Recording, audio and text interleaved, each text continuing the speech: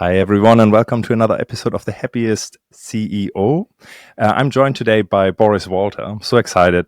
He's a psychotherapist, a hypnotherapist, and a spiritual mind integration guide who bridges psychology, spirituality in a really grounding human way, and so much more, of course. Boris' path wasn't a straight one. He started actually his career as a boilermaker and welder. That's true, hey? Yeah, absolutely. Unbelievable. With his hands before turning inwards to work with his mind and his spirit, of course.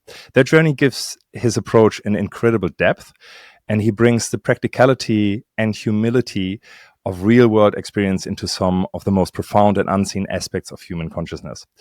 Through his practice, Boris helps people heal, find meaning, and remove internal blocks that hold them back, often working with deep hypnotic and meditative states, life regression, and integrative psychotherapy. His sessions can go for hours, not because of intensity for its own sake, but because real transformation takes time. What makes Boris' work fascinating is how he honors both science and spirit.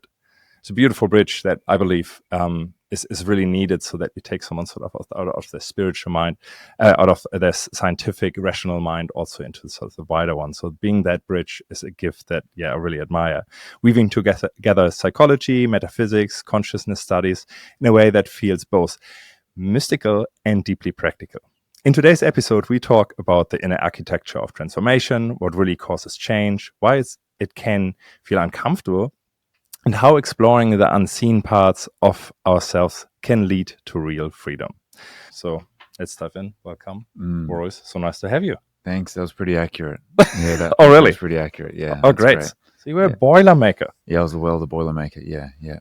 Who uses boilers nowadays? Oh, no one uses boilers. Like Boilermaker is such an old term. They were making boilers, but I was just having this conversation yesterday. But I was meeting a client, and his father had a workshop actually, welding and fabricating boilers. So he was an original Boilermaker, but I haven't touched a boiler in my life. So technically I'm not a Boilermaker by name, but yes, by trade, heavy fabrication. So a Boilermaker is works with heavy fabrication. So heavy steel, big mining equipment, big construction equipment, things that you need a crane or big machinery to move around. We'll fabricate that stuff. Gotcha. That was and welding. So a coded welder. Yeah. Meaning like you've passed certain standards to weld on particular positions pipes. So I was coded in 6G, which is an ability to weld pipe, steel pipe, with a stick welder and a flux core MIG welder as well. And that was for 10 years I was doing that. Yeah, fly out, mining, and then offshore oil and gas. Oh, wow. On the ocean. Oil rigs, on the ocean. Yeah, holy cow. That's intense on itself. Yeah, it's a different world completely. Yeah, far away from reality. So that shapes probably people's perception. Like, would you say that people who live that way would be shaped in a particular way by the industrial surrounding that they have? Because it's all man-made, right? Other than the ocean. Yeah, it's funny because you're so deep in nature, let's say ocean, but you're in a steel prison. Yeah. It can feel like that. You're in a tiny island of steel, just humming away on a 12-hour shift, and a sort of day in, day out, like Groundhog's Day.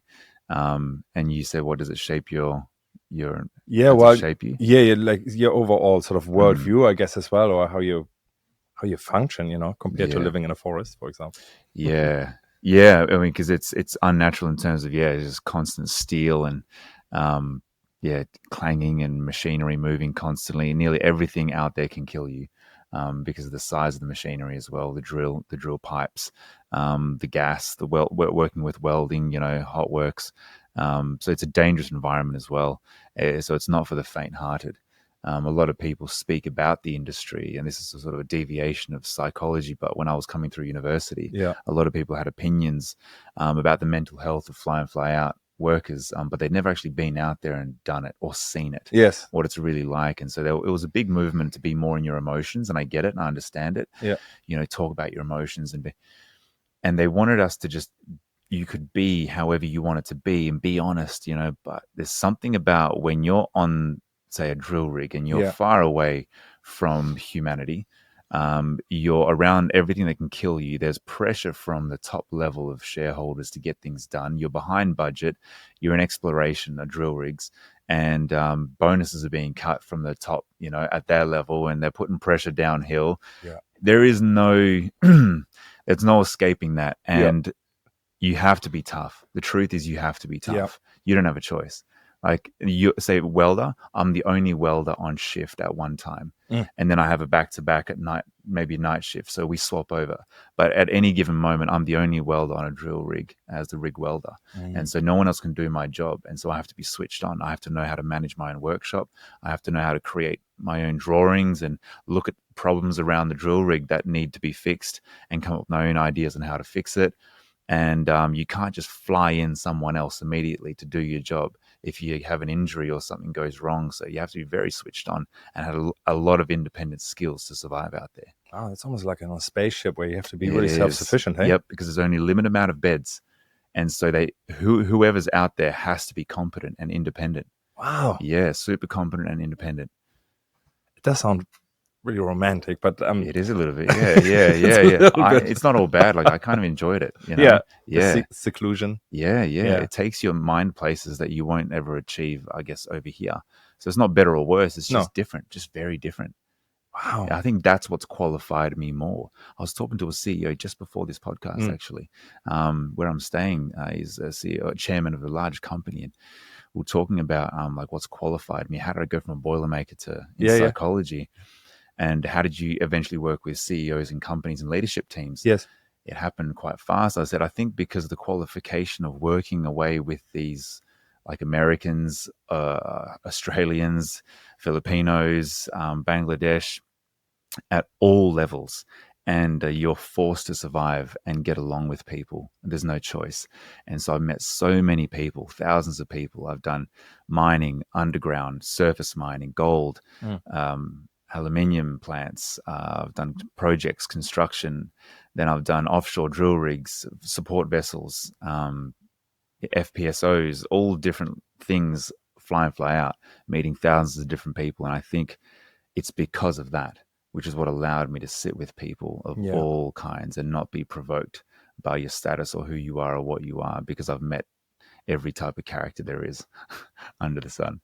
That's so fascinating to me. Also because as a CEO, you do integrate with the manufacturer, the people actually on the production line to a certain degree, when you need to ensure that the product is the right quality. So you actually talk to the people that might teach the team that is sewing, that is so, and then you go all the way to, this is a shareholder. You have to have a really different language, and I think the skill in my mind is to see the humanity in the other person, like put that one first, and then the subject matter that you want to talk about. At least for me, that's a long-term relationship that is sustainable, rather than I mean, if I would fake something, I wouldn't even remember exactly what I faked, and then I have to figure out how to fake again. Wes is like, this is where I'm standing, these are my values, so I can see how that would be such a great skill also. Yes, you're right, because it's not, rather than faking it, and I think in the earlier years it was faking it for me, because you're younger and you're more impressionable and you're nervous.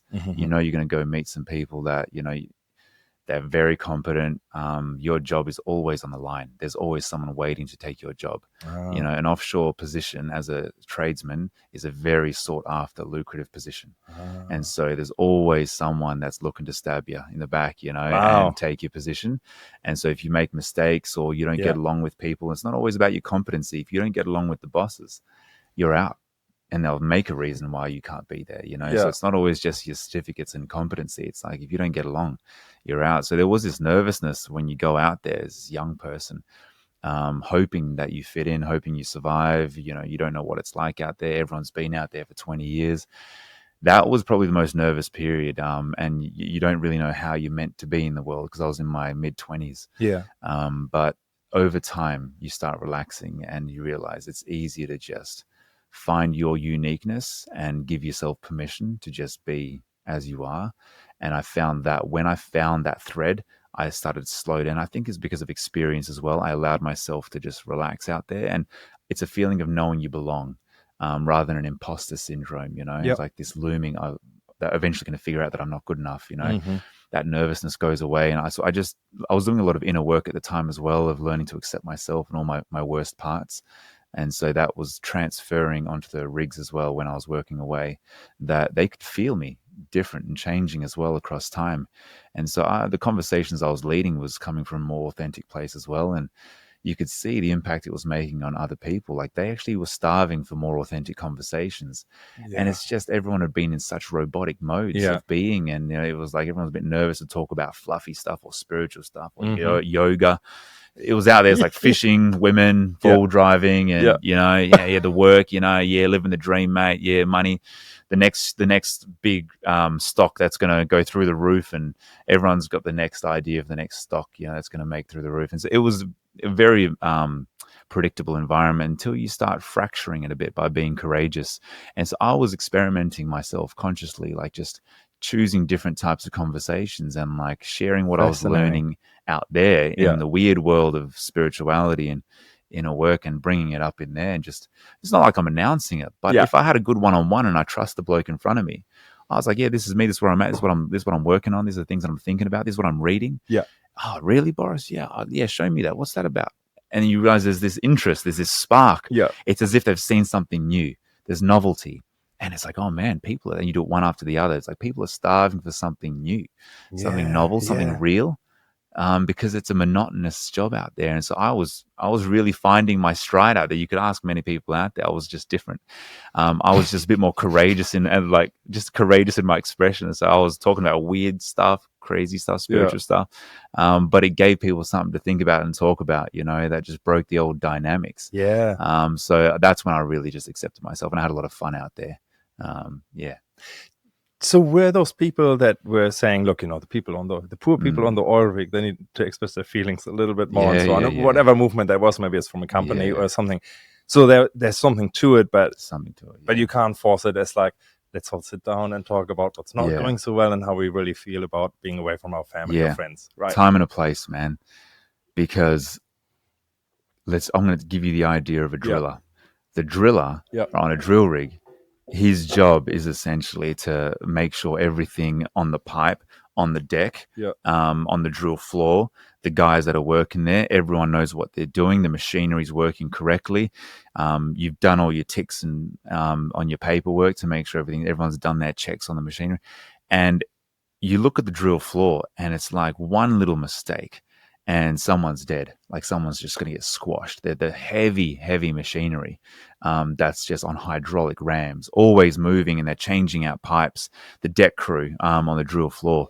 And the driller has such a great responsibility. Like you have to be so switched on. And they, of course, got home lives and they have stuff going on. But there's just so much responsibility of like protection and dangers and other people's lives depending on you as a person. And you're only that far. Whereas most jobs out here, there's dangers, but out there, it's constant. And so the pressure mentally and emotionally is extreme. Oh, wow. And so you can't like have someone that's emotional, is the truth. Right. Because if you're someone that is overwhelmed or someone that really open to feeling things, you can choose to feel it in beautiful scenarios, situations like retreats and therapeutic environments, or with your friends in safer areas or places where you're not in danger. But out there, you have to be pretty cold sometimes, just to, like, this is what needs to get done. And no matter what's going on, divorces, kids stuff going on, maybe a death in the family, doesn't matter. Honestly, it doesn't matter in that moment, because at a slight mistake or miscalculation, people die. And I've seen some pretty hectic things out there. Been doing 10 years out there, big injuries, and we've had a death as well, So it's like, you have to have stoicism, an ability to hold your emotions, to put everything that's going on in your life over here and compartmentalize it so you can be right here. Because these guys, if their life is in your hands, they honestly don't give a shit about your family issues going on. They want to go home to their family. Yeah. Do you know what I mean? Makes sense. It's like we get it when we are in an environment where we can afford to feel and talk and move emotions and energies, and it's necessary. That's where the industry was lacking. They would never turn that mentality off. The switching of hats was too overwhelming. It's like, how do I open my emotions and be in it and speak about it while having to then get back on shift and turn up in a very calculated, precise way? And it's a bit of a dance. So that's why I don't just push people, because I understand, I don't have naivety. I understand how difficult that job is. Most jobs offshore. So it's like, you have to be pretty switched off from your emotions to at least get things done. But pay attention to the cost of what that's doing to your body and mind by repressing.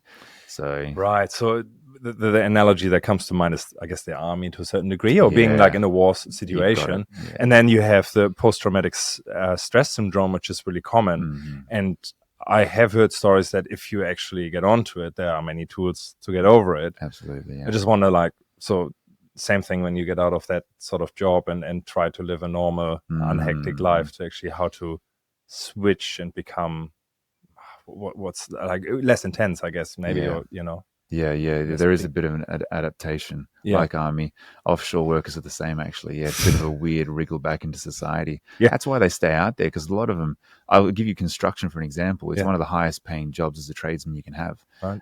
Offshore construction, apart from pipe lay barges, is the highest paying job you can really have as a welder. You got underwater welders, which is a category of its own, pipe lay barges, which isn't consistent work. But construction is probably the most prestigious job offshore you can have as a tradesman. Before tax, they're making around $300,000 a year. Oh, wow. You know, on construction. Yes, right. As a tradesman. So they get addicted to the money. It's hard to, say no to that. So they always say, look, I'll do 2 more construction gigs, and that's the last one. Everyone's talking about their last gig. Hey, Bob's talking about it's his last one. He's not coming back. This is going to be his last one. He's going to now invest in a little cafe or a little thing in Bali or Thailand or somewhere, and he's going to go do his thing. And you'll see Bob on the next construction gig, because it's just hard to say no to that kind of money, and you're only working half the year.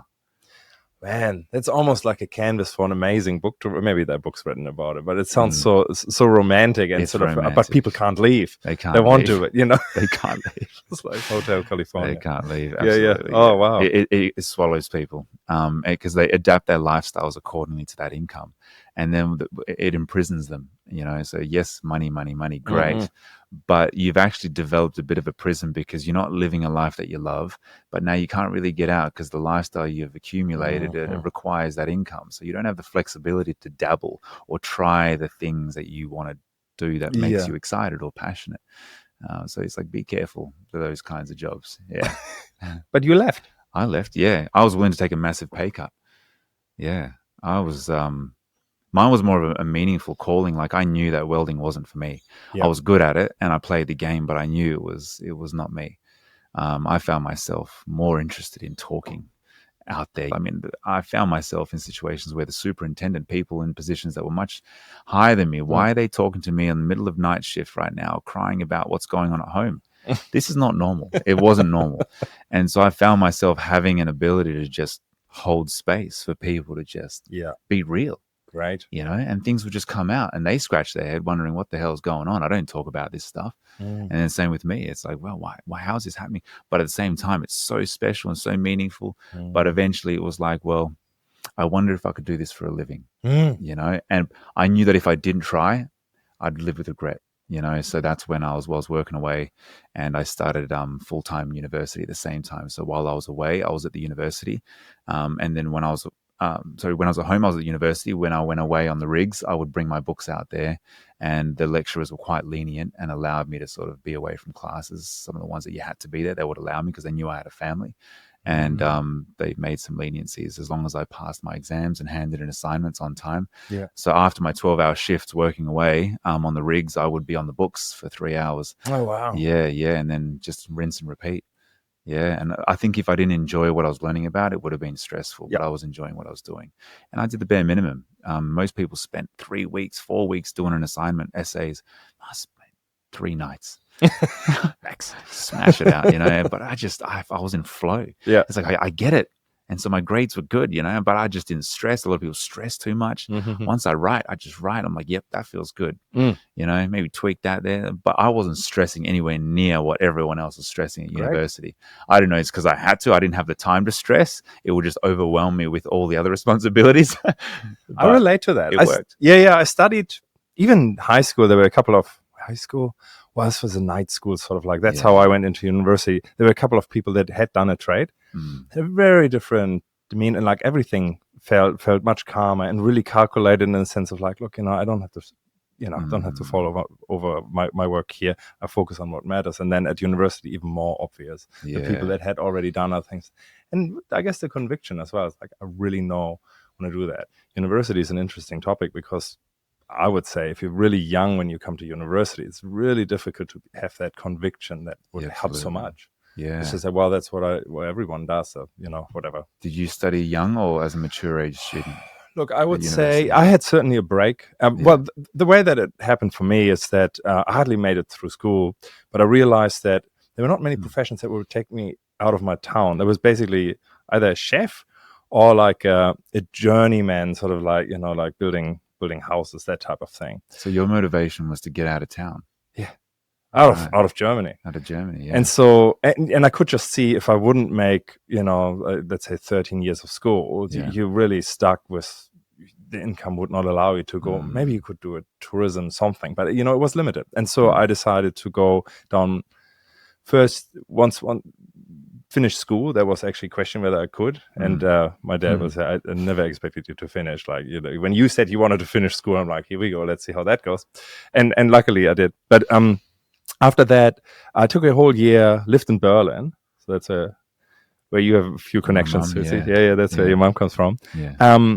Just by myself, basically had no social contacts because I really didn't need it. What I needed to figure out is like, how do I get out of Germany? And so there was my strength, which is sort of the rational mind. It was my passion, which was sort of the environment that I knew that, if I tee that up, that would be good. And then what rules the world is the economics, so money. So I found a study program that was called economic engineering. So engineering, my strength, economic, what rules the world, and then my passion was the direction, which is environmental and energy management. So I found exactly what I want, and I figured out where can I do it and so on. And after about for half a year, I would just go into the main auditorium and just see what it was like to be at a university, just in random things. Like sometimes it was medicine, sometimes law, and people like, you just walk in and hang out. Yeah. In Germany you can, because it's for free anyway. So no one asks like, what are you doing here? Yeah. Although people were asking like, you don't even know what this is about. What are you doing here? Yeah. Anyway, it was a great experience, and I think it sort of elevated also sort of like how I felt about myself, because I was surrounded by students and I could have a conversation and didn't feel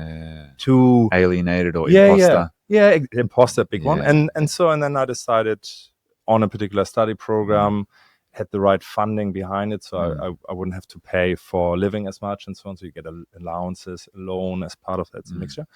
And as part of that, you could go overseas. Yeah. Not only could, you had to.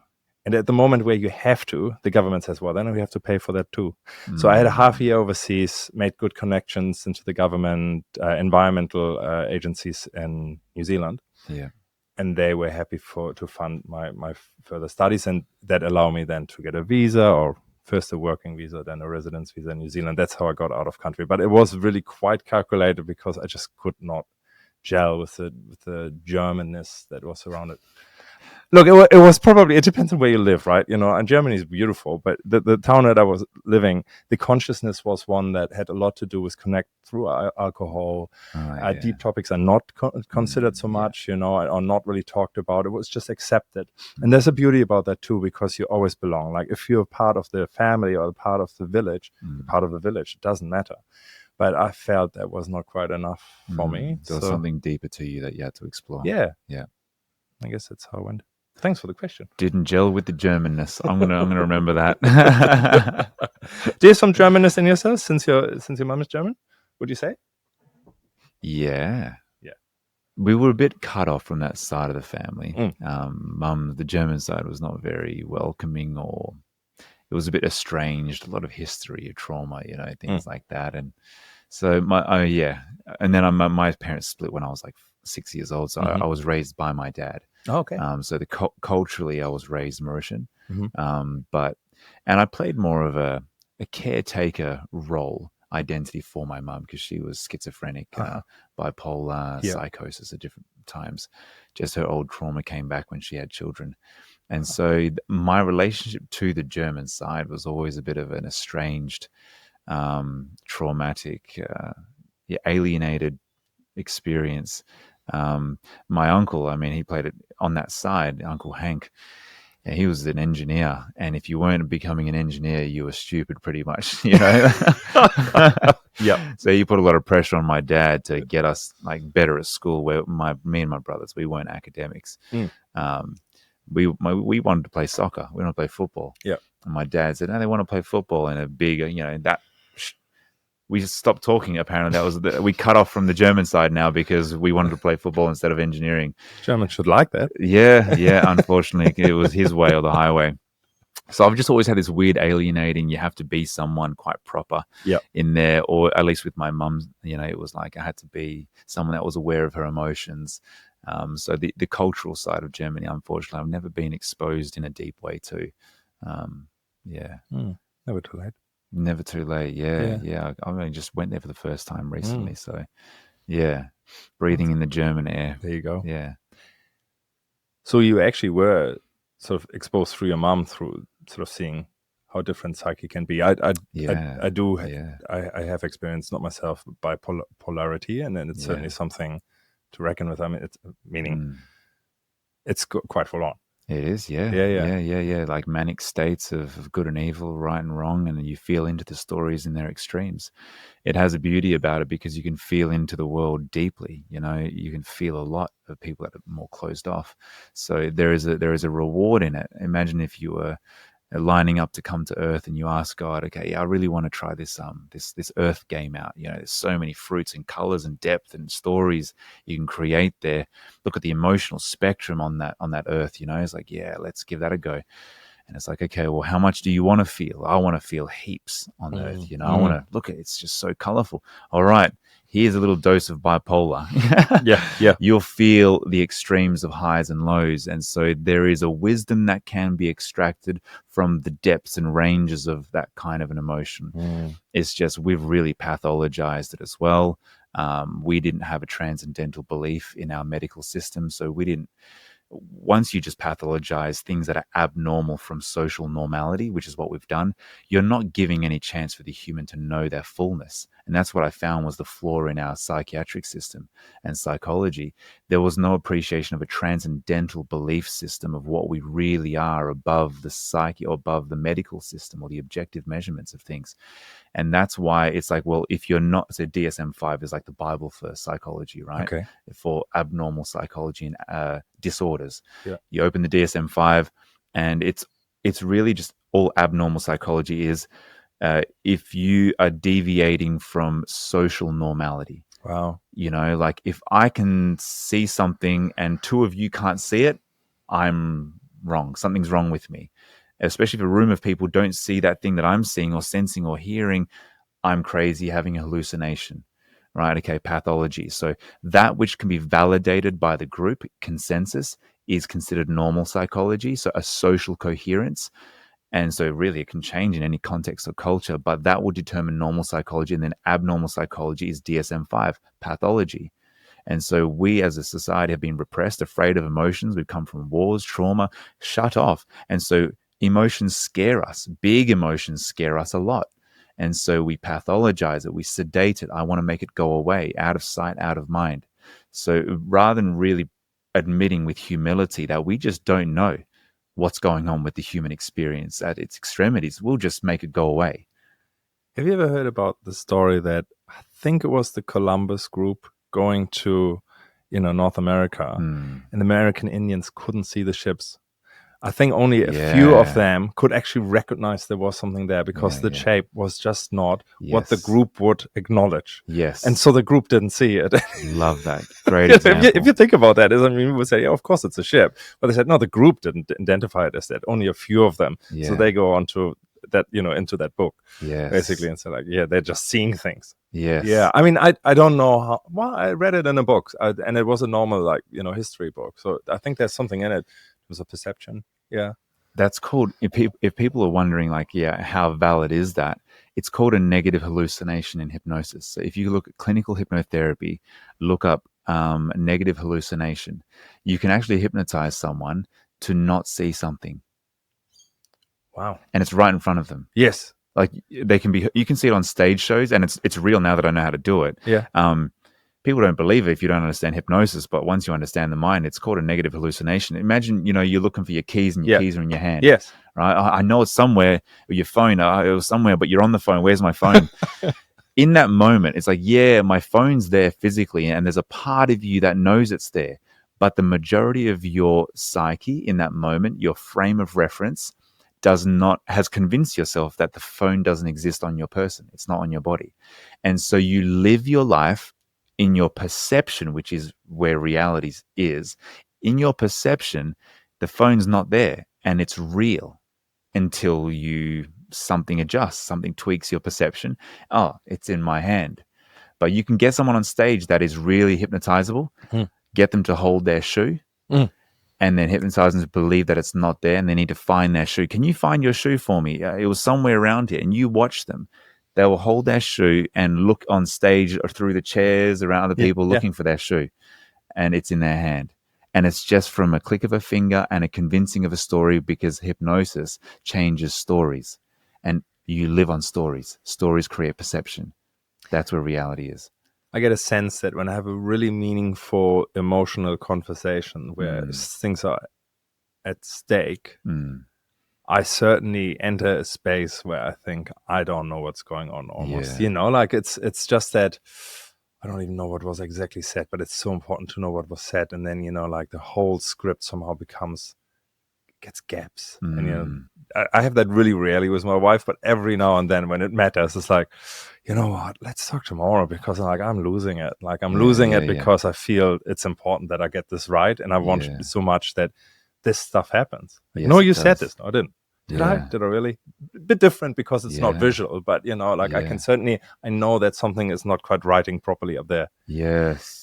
But out of interest, what is actually happening? So we have a brain that sort of uses our eyes. Why would I suddenly not see the shoe anymore?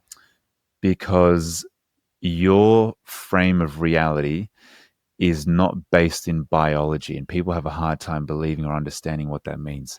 But your reality is a bunch of ideas accumulated that then determine a chemical signature, and then you feel into that reality. To give you an example as I backtrack, if you're driving your car, you drive a car, right? You drive your car and you're going through a set of traffic lights sometimes, and you're like, oh man, was that even green? Sometimes the whole trip disappears. It's like, well, I got home. Gee, I couldn't recall anything from that trip.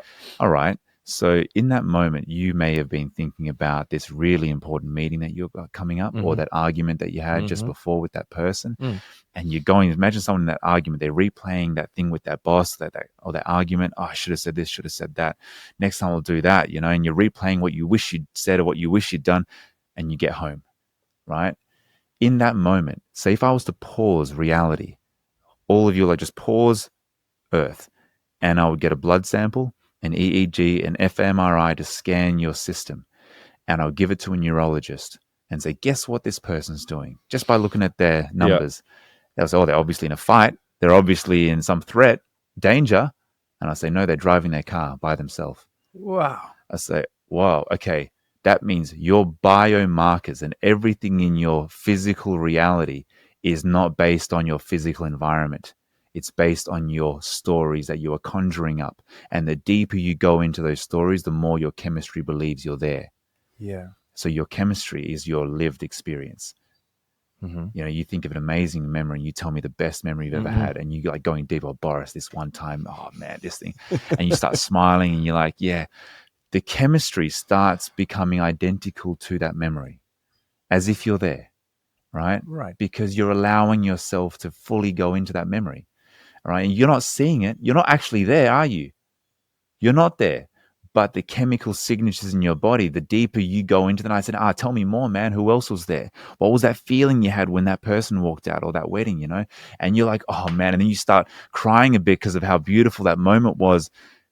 Why are you crying? In that moment, you're sitting having a conversation with me. Yes. But your body is somewhere else because the depth of your perception on that idea. So when you realize that your body actually physically lives on the content of the mind always, that's when you can become an alchemist, let's say, or someone that can really play with stories. The shoe's there, the shoe's not there. What's the difference of my experience if I say the shoe's not there versus the shoe's there, or the keys or the phone? Now think about, oh my God, look at all these people. I'm going to give a seminar. They're all going to laugh at me if I stand up in front of these 1,000 people. And what if I fumble? They'll all laugh at me. Someone goes in there and they perceive judges. High school dynamics, maybe. Change the avatar, but it's still a bunch of judges that are waiting for me to stuff up and laugh at me, and then it'll be realized that I'm a fraud, and I don't belong here. It's a story, right? And someone's physiology, they step on stage, is in that reality. Their body is in fight or flight. It's in threat modes. I'm in danger because of a story that these people are eventually going to laugh at me at one little mistake. But if I can change stories, that doesn't exist. I'm actually seeing a bunch of friends here, even if I stuffed up, they might relate to that, and they'll probably encourage me more. I have something valuable to share, and I'm allowed to be here. Story. And there's no objective truth about that. Yeah, we can pick and choose many truths. Maybe someone will laugh at me in there. Yeah. That could be a truth, but no one knows. But the idea, and I realize that I can adjust my chemical state to be more conducive to freedom of expression, to allow the best possible conditions for a free expression, is for me to choose a story of freedom, choose a story of love, choose a story that I'm okay the way I am. And if I can believe in that and go deep into that, then I live in that experience, essentially, in my physiology. Everything is stories, man. That's why the first law of the Kabbalion, Hermetic principles, is all is mental. This whole reality is mental because of that. So it's a software rather than the hardware, but then you can play with the software. Absolutely. You are in this body. Yeah. So it's like honor the laws that govern this body and reality, this physical reality.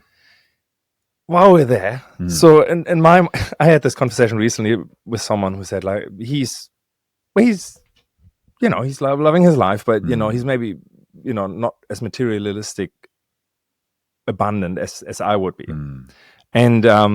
And he said, well, it's easy for you to say, he have all those things around, and that's much easier for you. And I said, when I didn't own anything and I was living in my van, I was just believing the same. I was believing I was extremely abundant in material and in friends and in everything, in wealth for sure. And I still am. And I believe that's why I am now. This is reality. And so when you talk about like setting, basically, I guess it's a mindset that you might have better words for that, but like if you set it up as like, this is what I believe my life is at. Like, people are friendly normally to me. I have this thing with the police. The police is always friendly with me because I don't believe they want to do ill. Yeah. And I have other friends, nice people, but whenever they actually talk to someone in police, even if nothing is wrong, something will be wrong in the end. And I think that's their belief of like, oh, look, the establishment not good. So, they do that. Yeah. So there's a very practical thing of like actually how you meet life because of the story that you've told you that how life is. Wow, this is where therapy comes in. I can see that. But then also when you talk about manifestation, I do believe that we basically have a beacon that has an expectation of what reality should be based on our beliefs of everything, feelings and emotions, which then shapes reality like a matrix to be congruent with what we believe inside, right? Which means then we create reality. Yeah, absolutely. If you hold it long enough, it will happen. And I've seen this so many times, including having twins. And we have no twins in our family. Identical can't be actually. It don't come down, your family tree. It's basically like a weird thing that happens. But for a whole year, we pretended in a way we would have twins. We talked to twin parents. We talked to twins themselves. We held the vision of twins. We were so excited. My wife was excited because of one pregnancy less. She wouldn't say that again, but before the pregnancy, she said like, so we created a narrative there, and we were quite deeply believing that. And then we had twins, and there was definitely the one thing that I would say that's how it happened. Yeah, interesting. Do you believe? So there's many directions one can philosophize on how does that happen. Yeah, one is I decided that I wanted twins. And so I understood the laws of manifestation, Right. that I had to believe in that so deeply until it was felt like a reality. And then that's what bends and manipulates the physical world into that becoming a reality. And that's what they're teaching us in manifestation too. The other part is like, well, was it always destined in some way that you happen to just become aware of it prior, and the necessary seeds are planted in some conscious, subconscious way for you to just now match and create those seeds to eventuate into the thing you were always going to have. And why that's even worthy of talking about is because we talk about free will versus a predestined idea, like a soul's calling. Of the over 1,000 clients I've had in hypnosis, there's a constant theme where they remember that they chose this life and a lot of the dynamics in it. But to what degree? It's like there is something that the soul wants to experience in this world, but to the finer details can be played around with. So it's like, how much of that level of awareness has this predetermination on things like a soul calling and an awareness of what I really wanted to experience in this flesh, versus then the amnesia of me wanting to forget and then play the game of pretending like I'm just remembering or having an idea while I'm living through it. There's no answer to it, unfortunately, but it's like, I'm only trying to consolidate how many people, spiritual or not, religious or not, going to hypnosis and they remember that this was something that they just wanted to experience. Like all the darkness that they're experiencing is like, yeah, I chose this.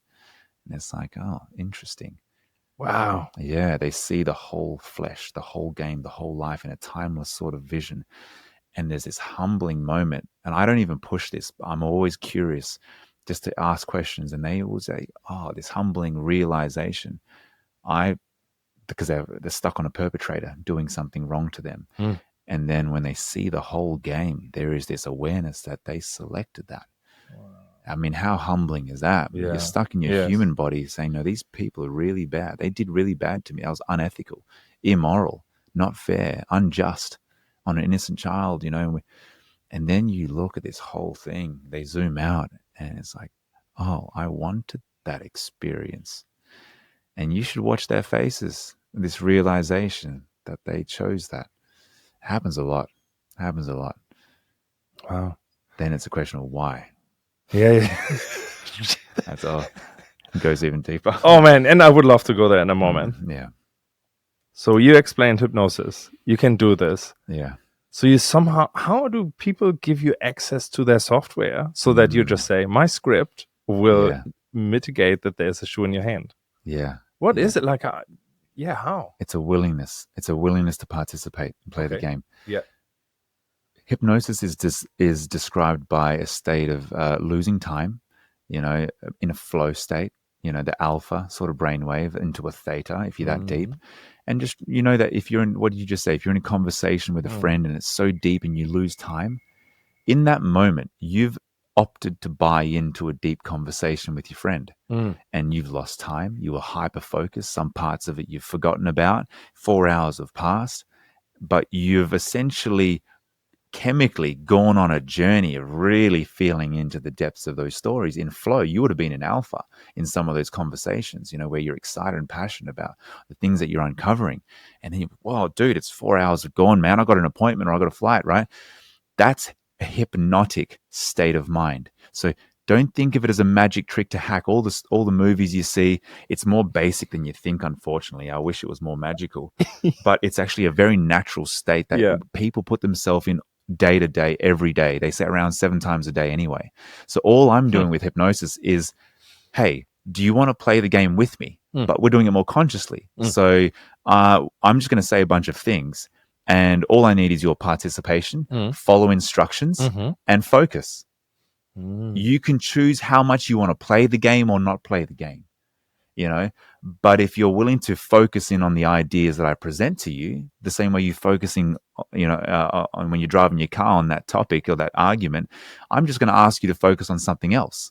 And if you're willing to let me guide you, essentially, then you'll start to notice you're going to go deeper and deeper onto those ideas or feelings or things I'm telling you to focus on. And you're going to start to notice physical, subtle things in your body as well. So you can start playing with it, perception of the body. And then, you can start giving them ideas. And then we realize that once they're good subjects, these ideas become felt. If you're a great hypnotizable subject, you'll see it on stage all the time. I mean, I've seen videos of people in surgery, open stomach surgery, no anesthetic, just hypnosis. Yes. Because of a belief that I am at the park with my children playing. Whoa. And I do not feel my body. Yes. And they are opening their stomach. I've seen video footage of that. So I did like smaller versions of that where you can make the hand numb and cold, and you can actually put pin pricks on their hands and they can't feel it. It's quite an anomaly, but this is the power of the mind, essentially. So you're just playing with the power of the mind to create an idea so deeply that it gives a physiological response. Gotcha. And you play with perception. Yes. You know, you're on a beach, you're sweating. Oh my God, it's 45 degrees. Oh my God, it's getting hotter. You watch them start sweating. They'll start sweating in 30 seconds. Wow. Yep. Physiological response to an idea that doesn't exist physically. Right. This is hypnosis. It's placebo as well. Same thing with placebo. Yeah, Just a belief of an idea. Well, I mean, I'm sure you know this particular placebo where it was a man thinking he takes a pill that was really great to take his tumors away, and it worked for him. Then it came out in the newspaper that actually it wasn't working. And so it wasn't working for him anymore. Then another one was invented, which was meant to work, and it worked for him. And I don't know if it swapped through 2 or 3 times, but I think people realized what was going on for him, and they gave him another pill that really was working definitely. And but then he learned eventually there was an experiment, and so he died. There's certainly those. And then I don't know if you know the Greg Braden video that he did in a medicine-less hospital in China, where they show the tumor with Yep. I don't know if it's with prayer and chanting. Yes. Yep, because of conviction. Because they understand metaphysics. Consciousness is an energetic source, and your willpower is a fuel source. So that's why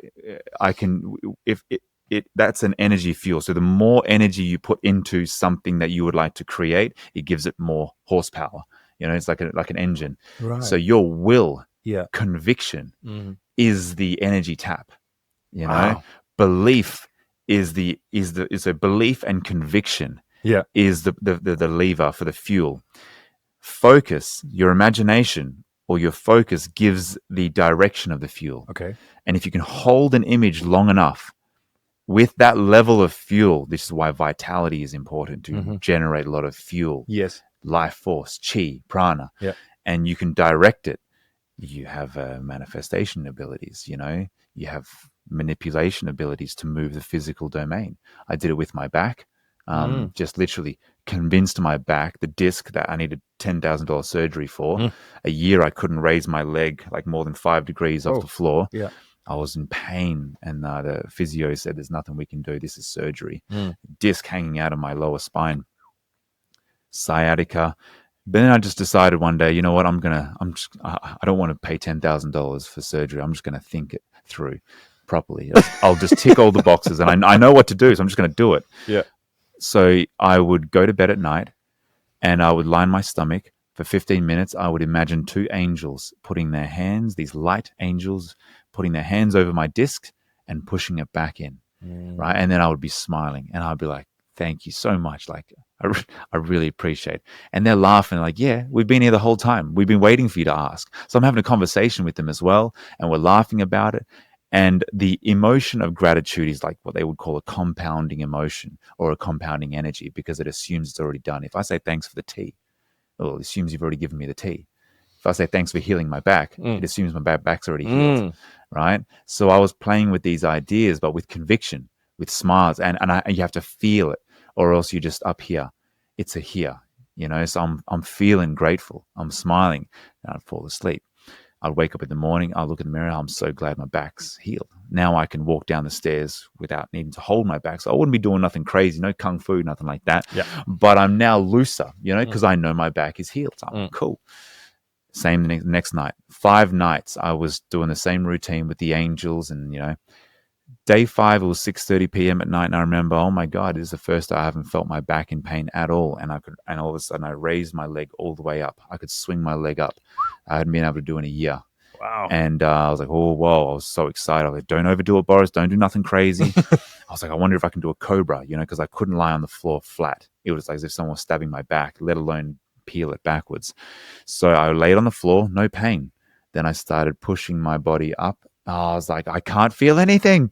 This was amazing. And I got an MRI and got scans, and the disc was back in my spine. Whoa. Yeah. 5 days Wow. of just absolute conviction and laughing about that it's already done. So you have to be willing to sound crazy. Yeah. What is crazy? Deviating from objective reality. But that's just pathology in the DSM-5 and the medical system. But it's no different to you manifesting things, believing that the twins are already here. Yeah. I'm believing my back's already healed and it's done. Wow. Just then the physical world just needs a bit of time to catch up. That's all. Just do it. Yeah. Quite similar to Joe Dispenza's. The same concept, man. It's the same thing. Even before Joe Dispenza, it's the same thing, because we've been living in the same world since the beginning. Yeah. So the rules have always been the same. Yeah, they haven't recently. They've been trying to tell us this. Yeah. What was Jesus saying? Jesus was the first OG talking about this stuff, saying, hey, believe it and it is already done. Yeah. Heal me, Jesus. It is already done. Yeah. Leave. It's already done. And he's trying to tell them, believe. Just believe it's already done and it's done. Hey, what's an OG? Original gangster. Like the original gangster. OG. That's very funny. Yeah. So how did you figure it out? I mean, studying psychology wouldn't have given you that insight. No, it doesn't at all. No, this is where you start going to the alternative stuff.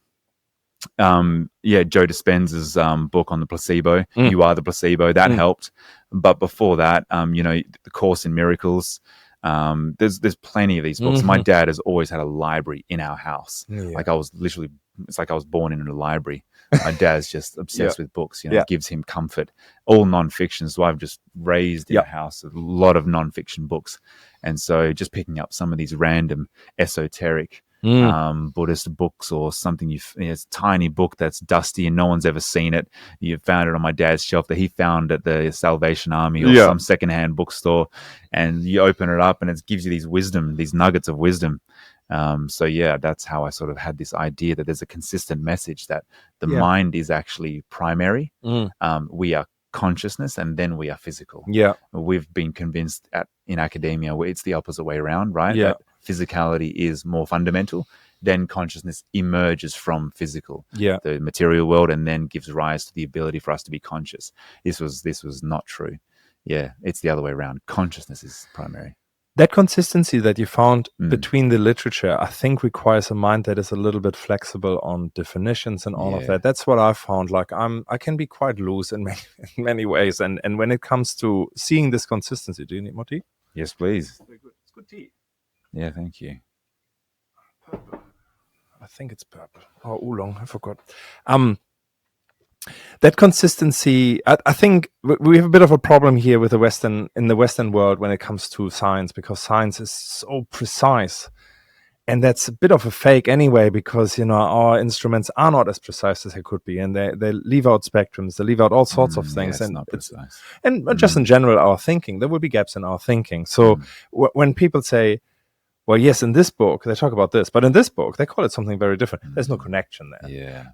There's no connection, because between the hieroglyphs that you find in New Zealand and Germany or on Egypt, because of small inconsistencies that could be explained of just actually someone made a mistake in dating or something like that, dating those different hieroglyphs. And then at that moment, if you would take that away and have to just a little bit relax on the definition, you would see like, is this because everyone left in a big flood that Socrates talked about Atlantis, and they actually spread around the world? Who knows, right? But my point is this, and I find it really beautiful that you see this consistency. And I would love people just to see consistency in certain behaviors of themselves, so that they can self-reflect and say, You could argue, well, that argument had nothing to do with the argument I had with the other person because they were really different topics. Yeah. Well, let's see what's the common denominator. So you were there in both instances, and at both instances something was said that you felt really strongly about having a strong opinion about that. That's a consistency right there. And then you go a little bit deeper. To me, that's just great reflection. But you know what I mean? Like being there, just that little bit more flexible. It's like, well, if you spectrum's a bit wider, it's both the same. Yes. And I think that's how you find really great knowledge in all sorts of books. Flexibility. You know what word came to mind when you said flexibility? Humility as well. Okay. Because you have to be humble to know that you don't know anything, right? To just realize that you don't know as much as you think you do. That humility then allows flexibility of the mind to explore something new, right? So it's that you double down in a theory. This has to be true. And you've just gone into an echo chamber and research and this is obviously the truth. Yeah. And we've just seen it too many times, even throughout the COVID thing, right? Is how many people can be dumbfounded or uppercutted eventually with what they thought was real. And then something more fundamental came and uppercutted them and there was a dose of truth. And it's shattering, and that's why, because of that shattering feeling, we hold rigidity around our beliefs and ideas, whether it's about the world, the universe, religion, spirituality, or my identity. It's a stability mechanism. And I think when you just understand that everything you think is true and right and real and not real is more for the sake of stability of mind across time. It's not ultimately true. You will eventually be humbled. Like all the things that you think are real are just theories that are still yet to be disproven. So it's a better way to think of life and scientific approach, And so it just means that, okay, I have to be willing to accept that unstable ground of I don't have something ultimately true, which is a bit scary, No, I am this way because of this, and this person made me angry, because they did this. It's too easy. It's too black and white, but it's easy for the mind. You know what I mean? Yep. It's easy to just split the world into black and white, good and evil, right and wrong, women are this, men are this, people like this, and those people are just assholes. That's why they did that. It's a way for the mind to simplify a chaotic world.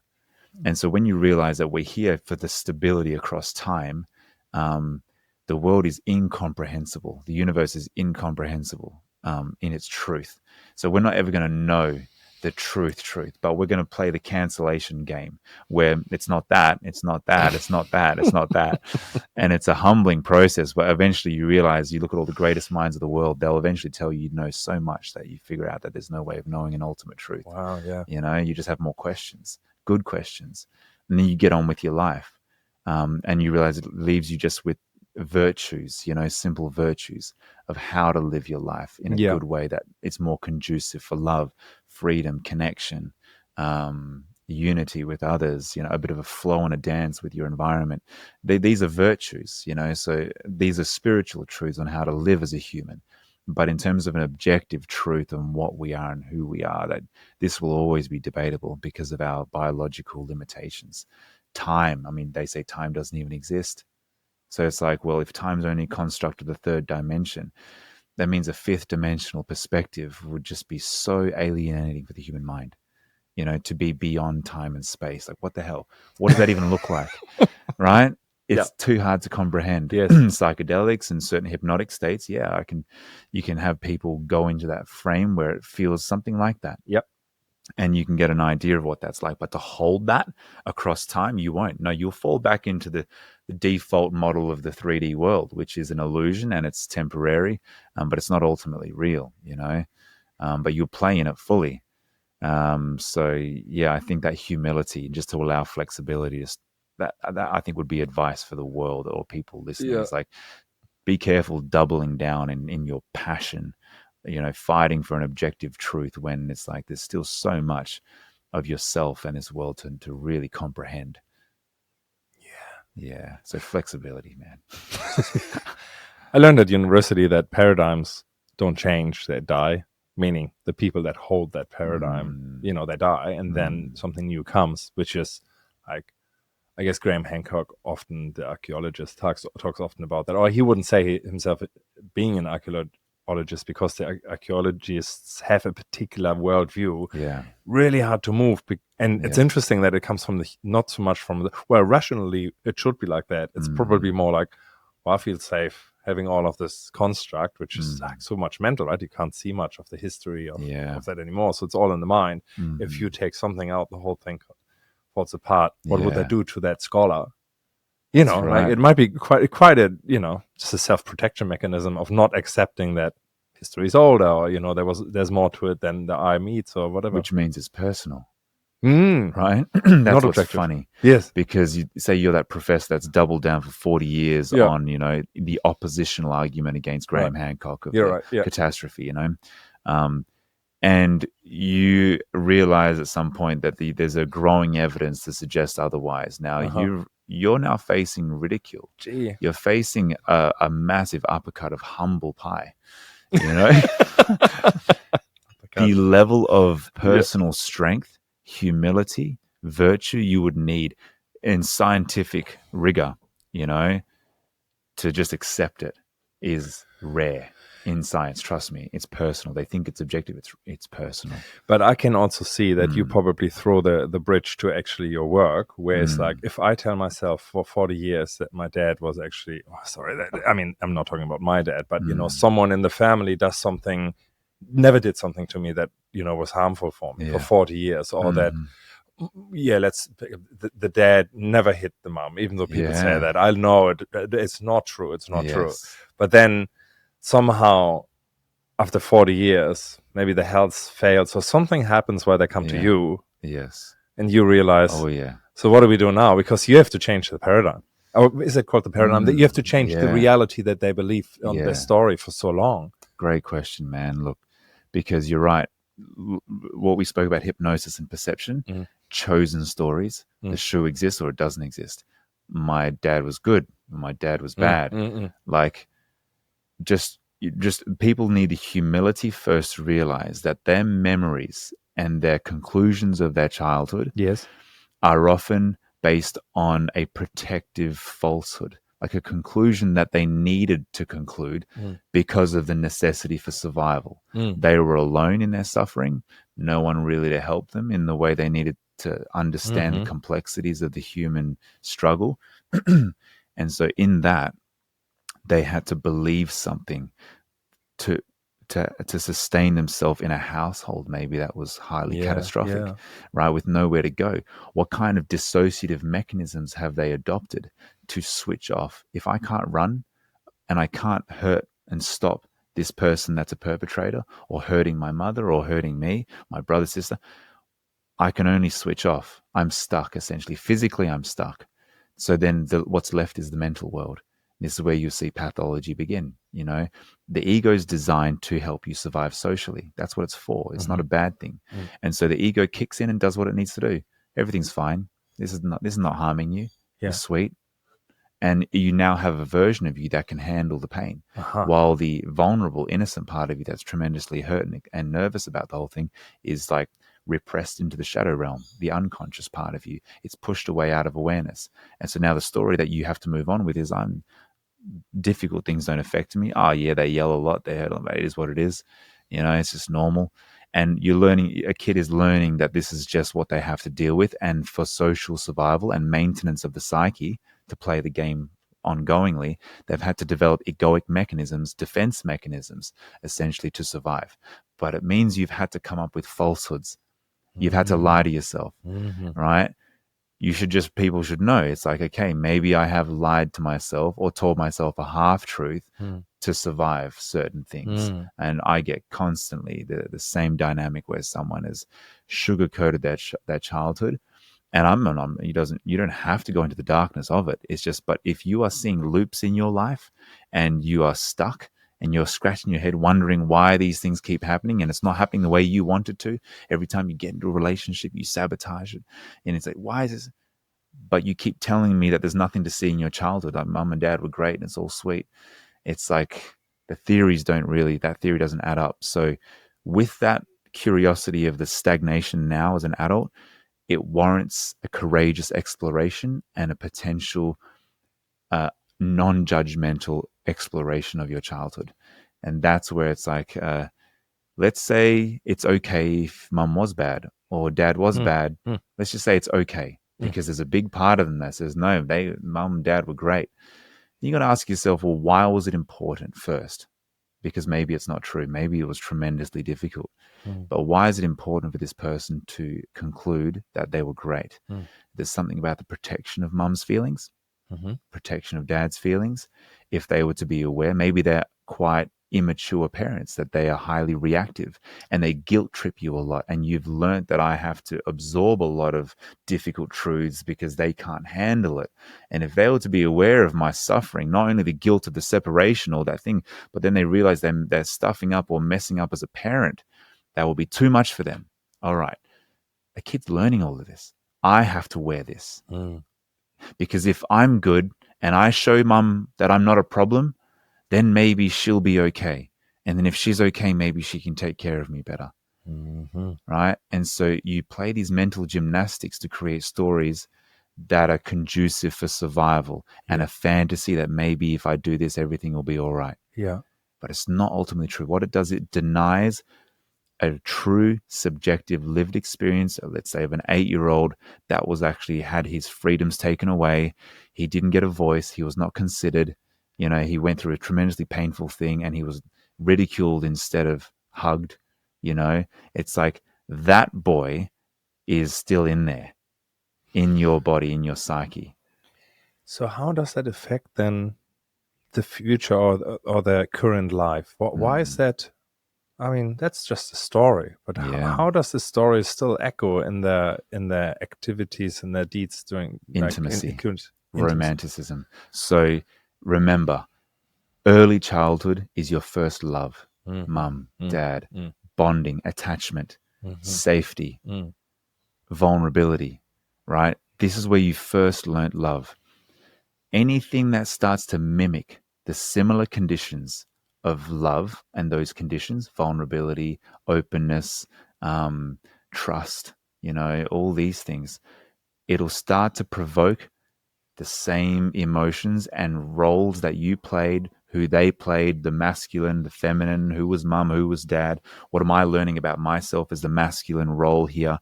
And it starts to go on a script, an automatic autopilot script, because of all the stagnations, all that pain and hurt, who you had to learn to become for mum, let's say male. Mum needs to be stabilized by me. Mum cannot see that I am scared. Mum needs me to show her the world is okay. All right. And I need to make sure mum never sees that I'm in any kind of pain, because she is almost at the edge of falling apart all the time. As actually my mum. So it's like, she needs to see me like this. No, mum, everything's good. No, I don't want parents like the ones at school. No, you're the best mum for me. No, it's all good. And so a constant, and I see her destabilizing. Oh, man, here we go. And no, mum, she's going off into some fantasy of catastrophe. No, mum, it's okay. It's all good. No, don't worry about that. You know, and so you're helping stabilize her. So I'm learning at a young age for me to receive love here and everything to just be okay in the love relationship. My emotions cannot be seen. So what will happen in a romantic relationship? My emotions can't be seen. I'm here actually to stabilize you. You know, you can be chaos and I will just help stabilize that.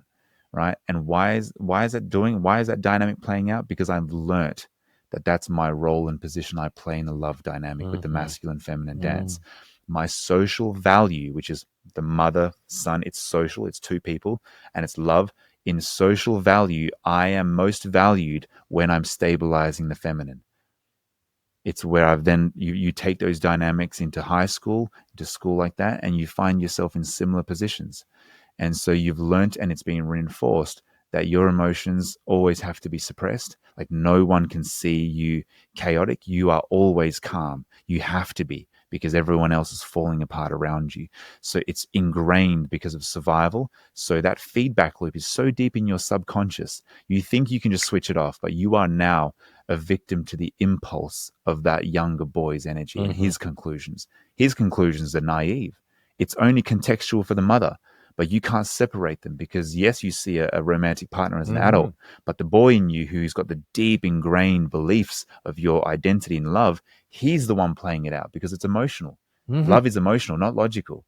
So you will default to the deepest emotional dynamics, which is I am the caretaker for the feminine. Yeah. You can be chaotic. I'll be apologetic. You don't have to apologize for nothing.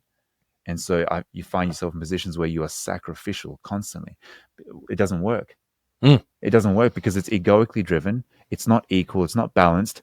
And it's not even them being bad and I'm righteous. It's the ego that believes I'm righteous and I'm a good person because look at me stabilized. No, because what's happening is you're not allowing them the discomfort as well of their growth to just resolve things themselves. I'm too reactive to get involved to make their pain go away, rather than letting them sit with it long enough to extract the wisdom from it, that the world is going to fall apart. Stay with it long enough and resolve it and realize that you are powerful too.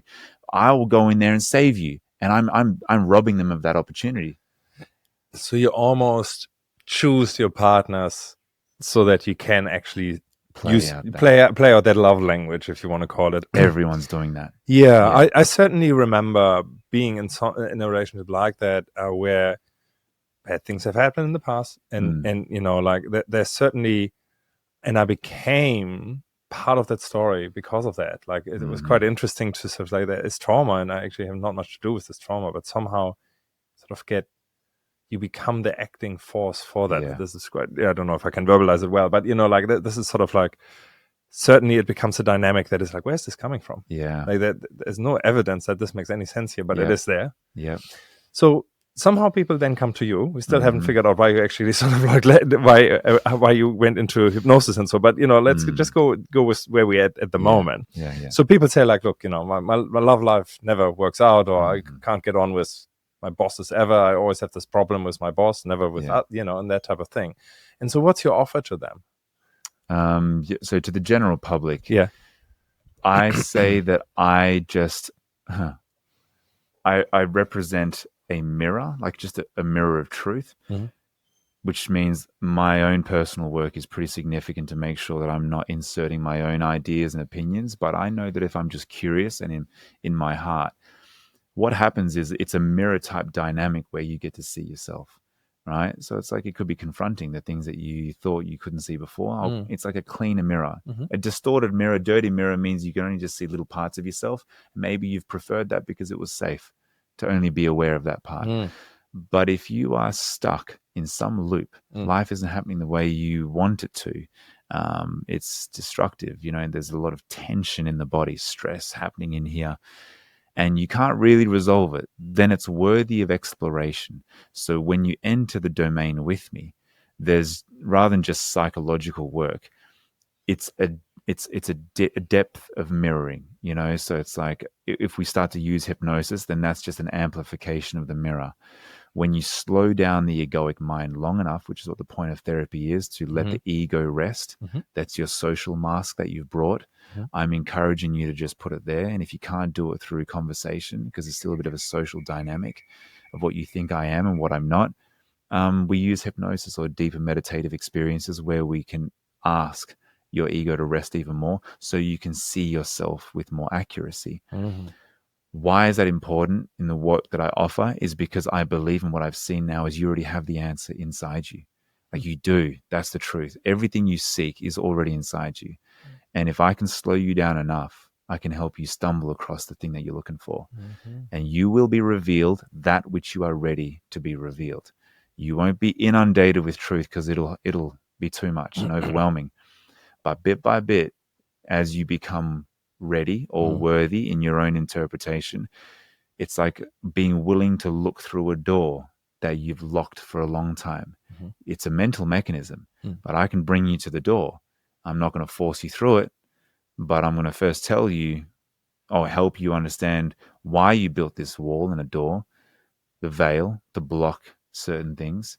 And maybe that when you did it, you'll find that out because it's all written in your DNA. It's all there. You haven't lost any memories, is the truth. And you can then choose to walk through that door. And I will guarantee you that when you open that door, there will be something that you most need to see and feel. And it always is. Wow. Yeah. Yeah, it always is. So you can access Mm. a complete memory of an event in the past if you have the right Yeah, state, if absolutely. someone is willing to sort Yeah. of it Yep. exists. It exists. I can't prove that it is exactly the way it is, that the way of presenting Sure, it right. objectively, because I can't go back. Yeah. But I also know that they will create false memories too, based on their egoic, in their egoic contamination. Yeah. So they might be under a certain state of hypnosis, but let's just say there's a part of you that still doesn't really want to know. It's a bit overwhelming. Mhm.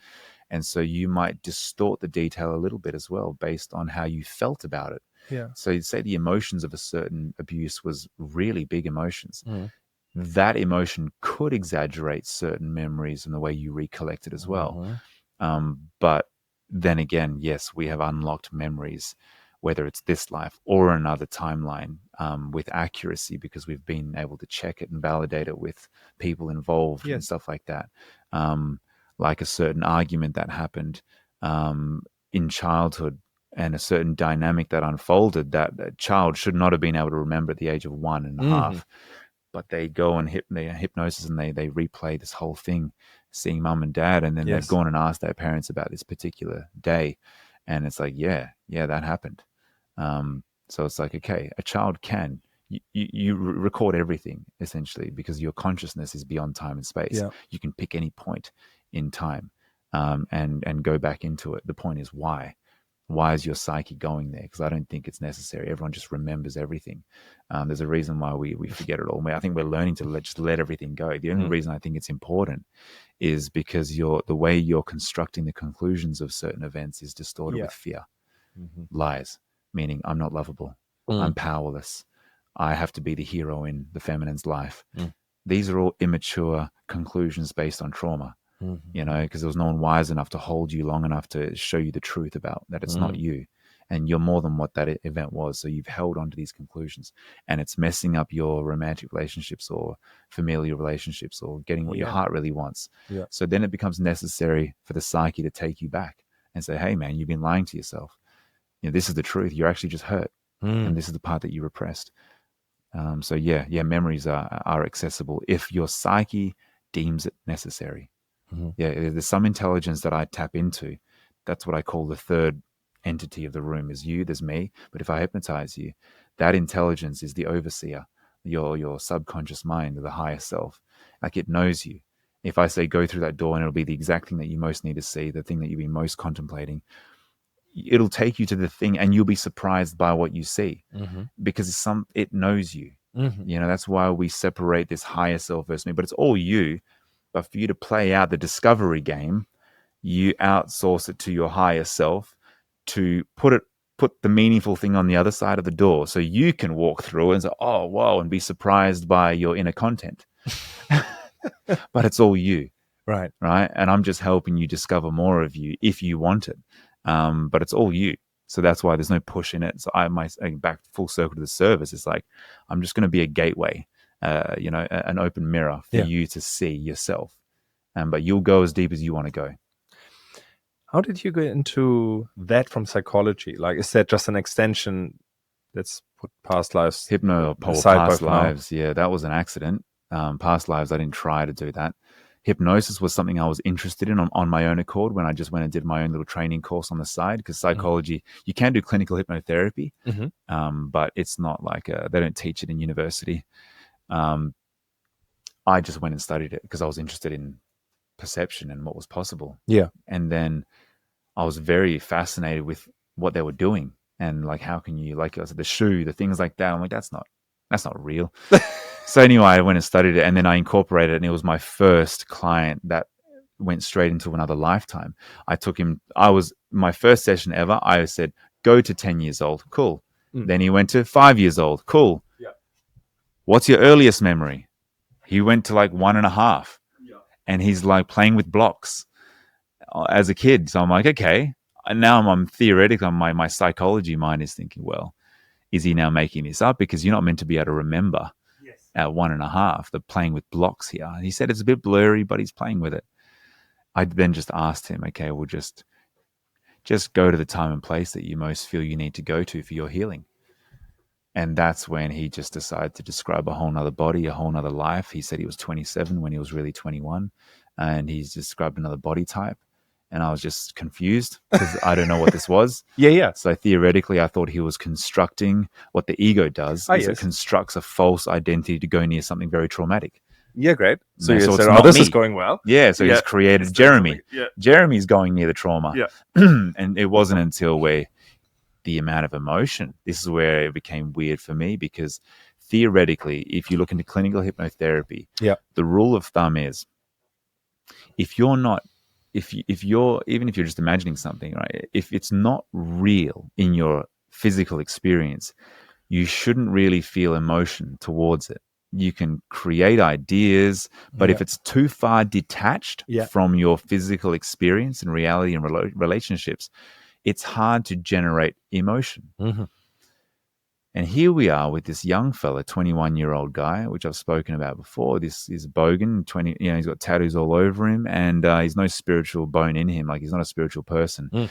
And there he is explaining this this other lifetime, and then he explains his wife, and he's become emotional when he talks about his children, Axel and Chris. And he's 72 years old. He's lying on his deathbed, and he's just explaining within emotion.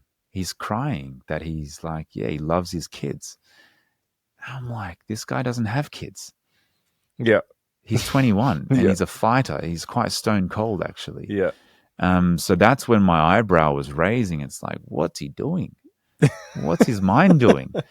And so it didn't make sense. I at that moment, at least, wasn't afraid by it. I was just willing to go with it. I didn't direct it at that point. I was just curious, asking questions. So I let him guide with whatever he was seeing. And I think that, for me, looking back, was the right approach, just being humble in that I don't need to know what this is at this moment. But it seems important if his mind is going there.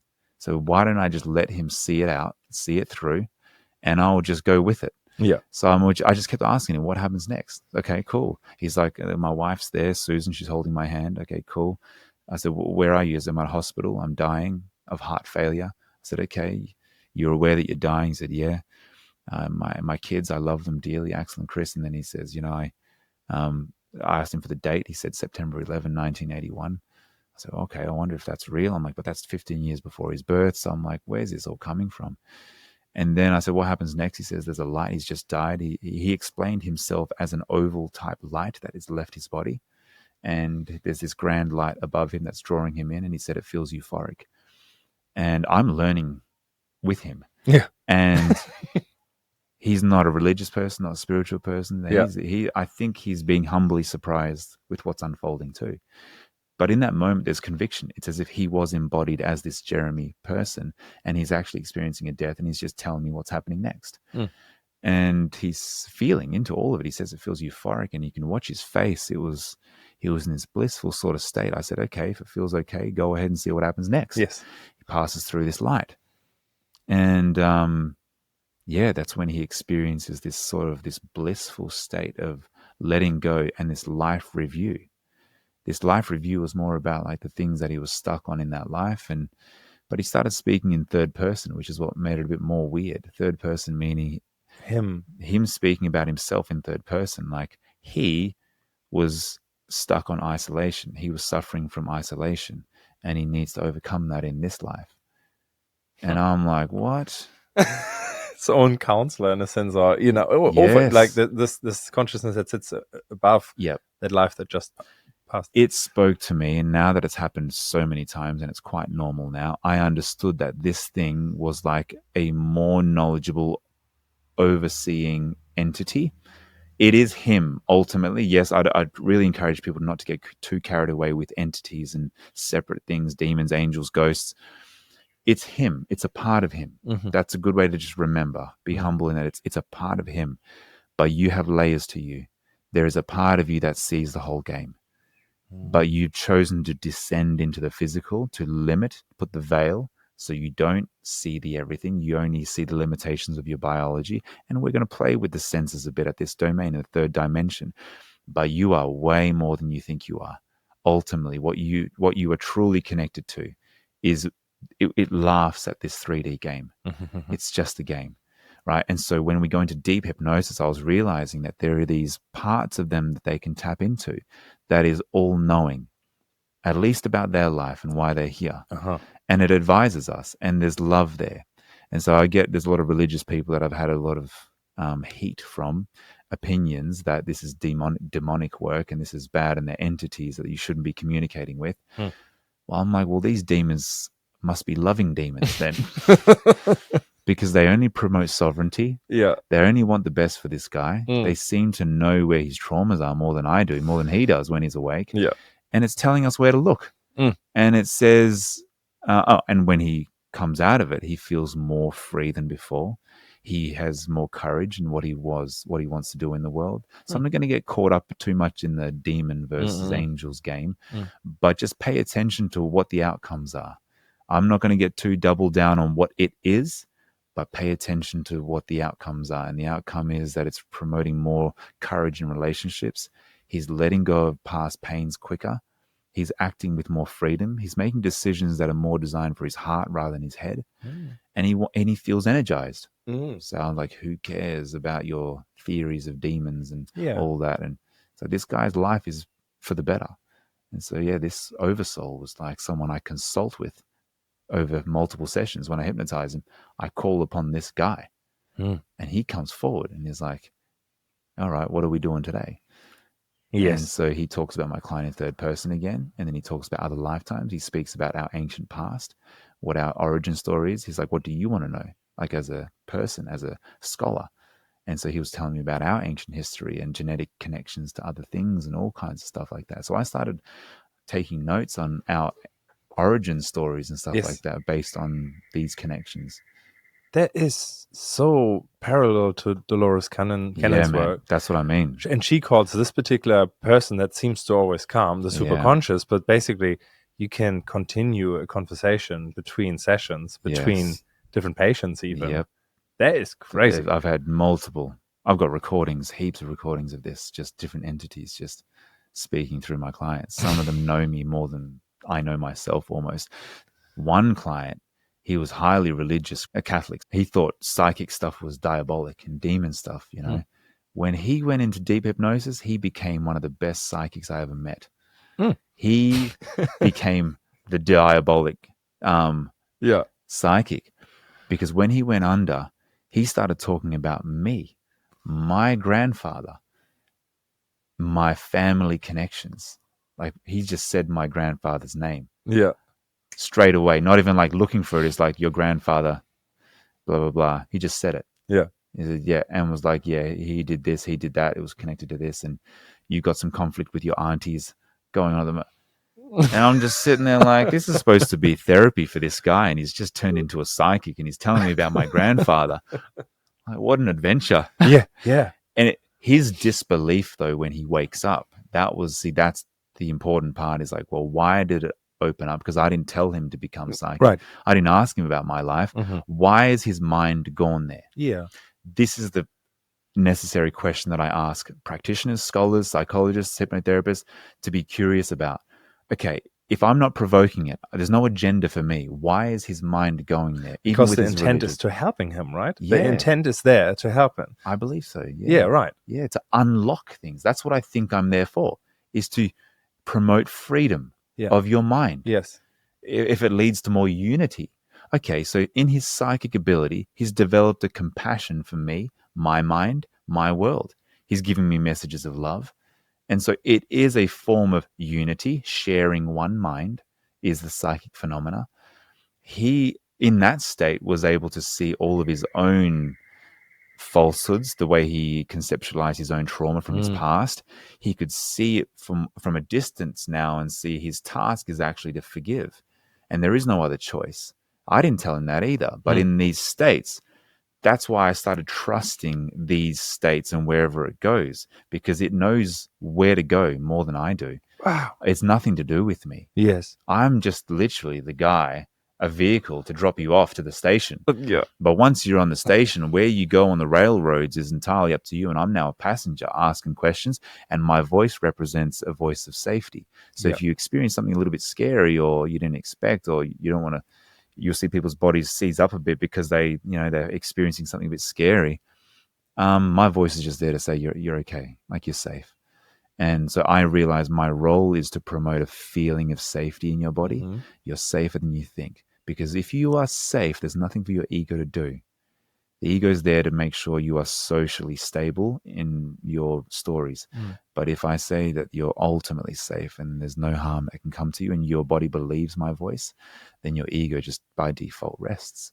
And then when the ego rests, the intelligence takes over, the higher intelligence that knows you and knows where to go. Wow. And it might not be third person and magical in entity form, but you might even navigate that. Oh, there's a pathway. There's long grass. I'm walking through it. Oh, there's a door. There's a person there. There's a bird now. The bird wants to talk to me. And you watch their eyebrows. It's like a psychic knowing that this thing is trying to get my attention, but it's a bird.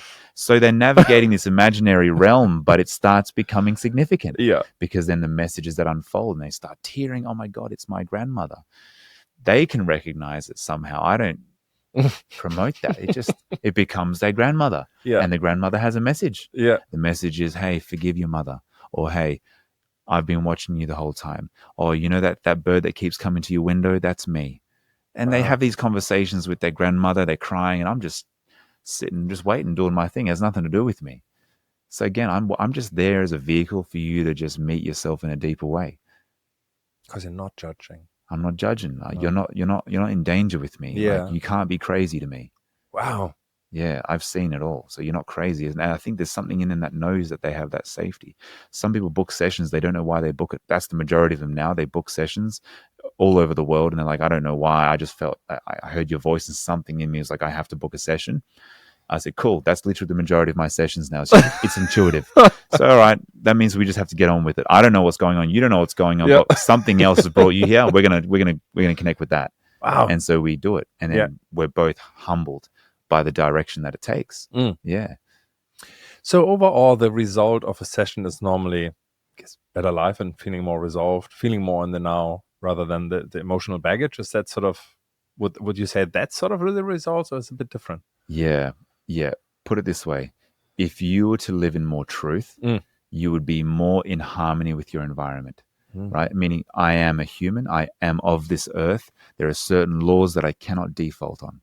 All right. Certain foods that I should eat, certain foods I shouldn't eat, certain levels of sunshine, water, greenery, whatever it is, water. There are laws you cannot default away from. Okay. So if you live in truth, you can live in harmony. Truth is like a universal truth. Now, so if you're deviated from your own truth, you're living out of harmony. You'll see distortions in your relationships, difficulty. You're fighting the world, and trying to fight outcomes rather than be it flowing and conducive. So when you have these experiences, it's really just a recalibration with truth. Like, you just remembering and realizing where you're lying to yourself, where you're actually, some people, these entities come, this person, they just need to go back to the ocean. Tell them, Boris, tell them they need to just go to the ocean, put their feet in the water. They've been so far. They used to love this as a kid. They would tell me they used to love this as a kid. And they've got too stressed and caught up in the world, the busy world. Tell them to just go back to the beach. And they wake up. I say, apparently you just got to go back to the beach. Oh, yeah. I've been thinking about that. Oh, I used to love it as a kid. So yeah, I know. Yeah, this entity told me. And so you've deviated from truth. You've over-prioritized things that don't need to be prioritized. Yeah. You've overvalued things that don't need to be valued. So your value hierarchy is out of order. And so that's happening is a recalibration of the value system, to remember what's really important in this world. And so, yes, it just happens to be then they are more free with making better decisions around what's actually aligned and misaligned, whether it's a person or an environment or a job. So reincarnation is definitely a thing from your point of view and experience. Yeah, look, and that's a loaded thing, man. It's loaded because that comes with a bunch of assumptions of time as well. So I would preface that. That it assumes linear time, because everyone's like, reincarnation is real then. In my past life, I was this, and now I'm this. And they all want to tell me their stories of how they were this thing back in the day, and now they're this. And it's like, it's not you. It's not you. The truth is, it's not you. what we can conclude scientifically, sensibly, is that your body and mind is meaningfully connected to another timeline that is not this one. It's another body. You are, so it could be memories, ideas, emotions, fears, desires, knowledge points. You are entangled, yes, with another lifetime. Mm-hmm. Yours body is more significantly connected to this one, and it seems to be these ones over here. There's a theme across all of them if you look at them as well. It's not yours. It just means that when you were born, there was work to be done on this earth. There is memories of pain that people have died with, suicides, wars, all kinds of dark things that have happened on this earth. And they're memories of the earth. And so it's in the one mind of the earth. Let's call her Gaia, right? Mm-hmm. It's like she has trauma.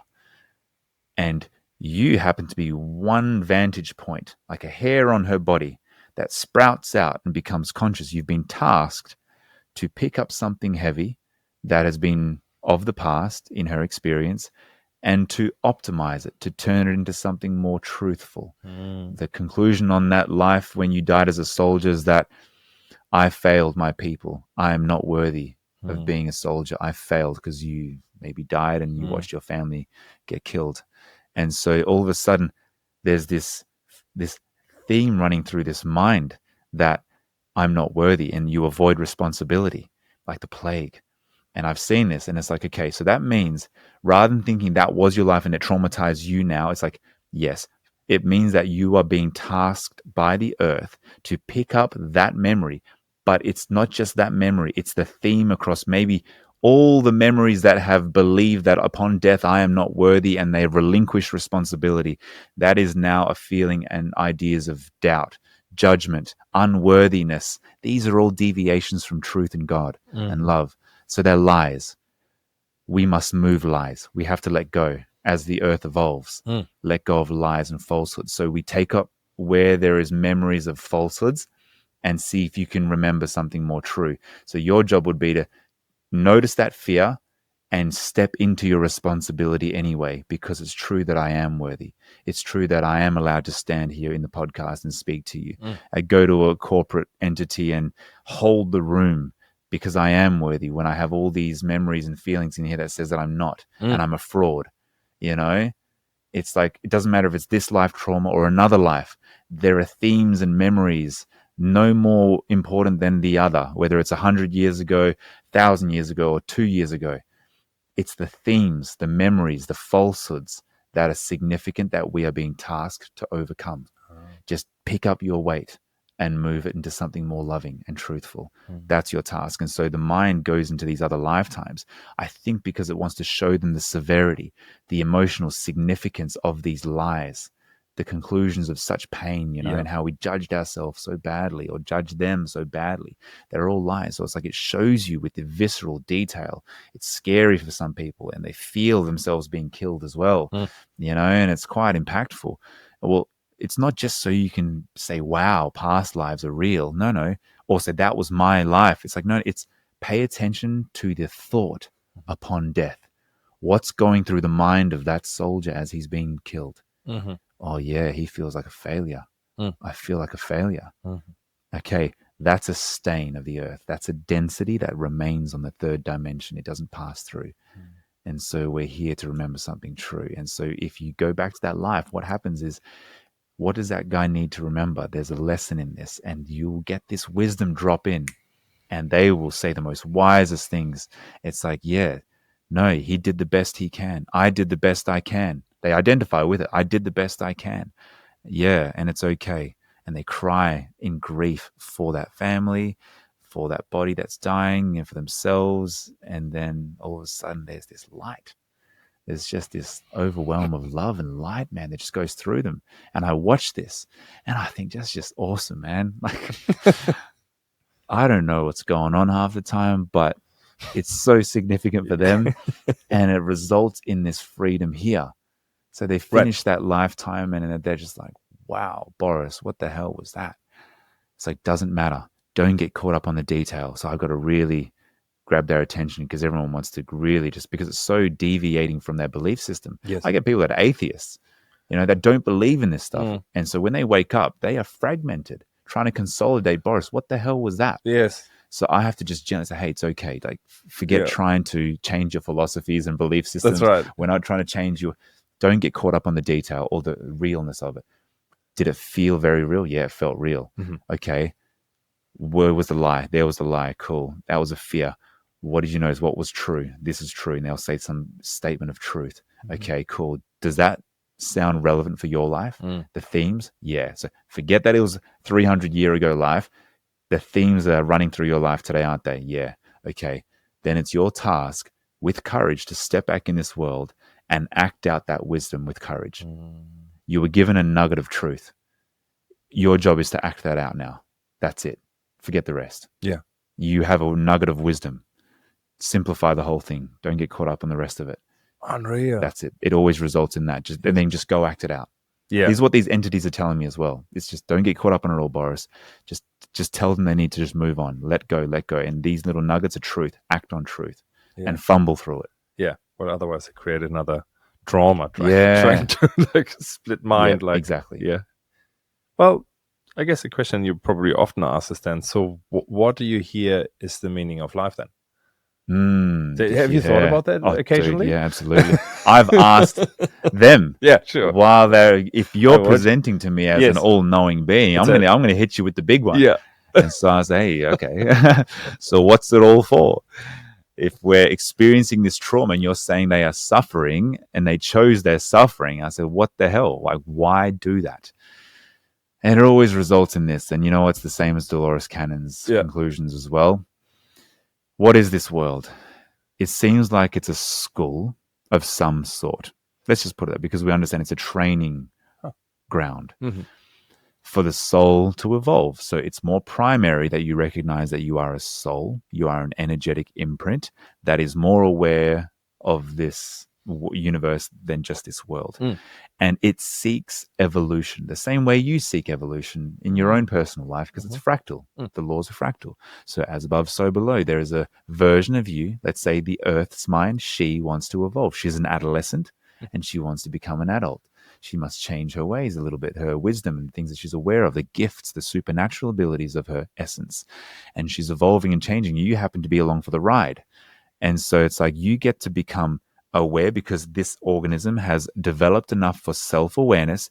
You get to now place your mind in a fragmented piece called Boris or Sebastian, and you get to live out that uniqueness in a brand new vantage point, fumble through this vantage point, learning what it's like to go and pick up something heavy and move it into something light, And if you do it courageously, the adventure is tremendous. So there's something about an adventure, the hero's journey, like facing these fears, feeling like you're going to die. That's why we have a finite life, having that squeeze and pressure of time.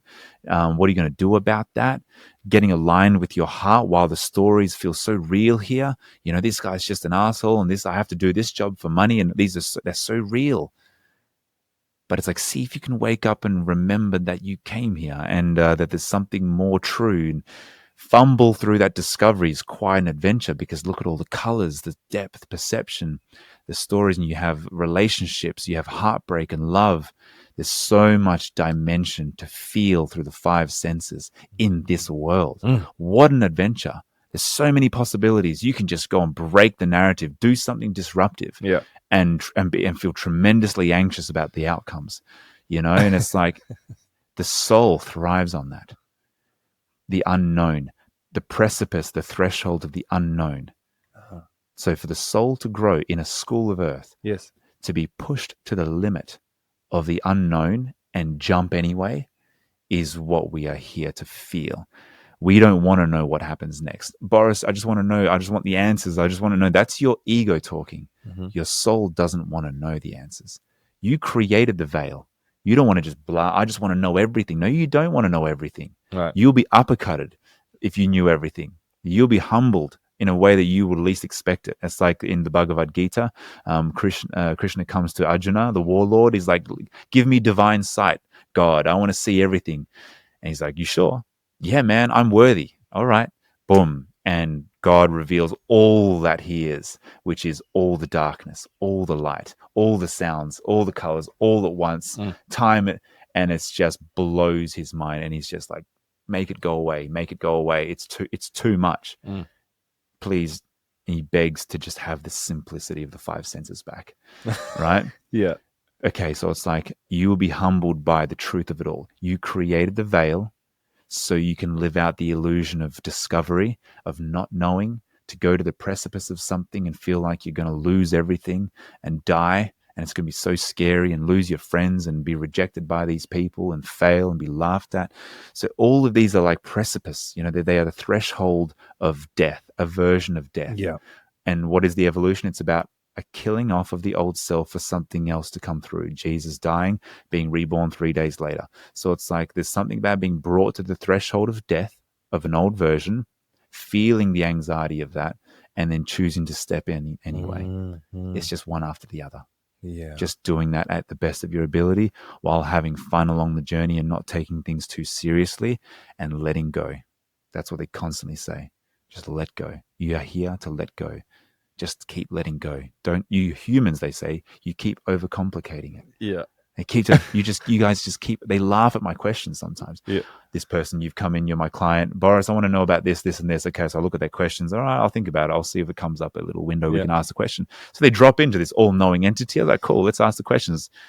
I ask this question. This person wants to know about this work, job, career thing, and they just laugh. I feel stupid when I ask this question because they laugh and they're like, yeah, this person is a Mary would ask that question. Yeah, that it's irrelevant. She needs to look at this. I was like, okay, cool. So I closed my book. Yeah. And it's like the ego thinks it knows what it wants to know over here, but it's so naive.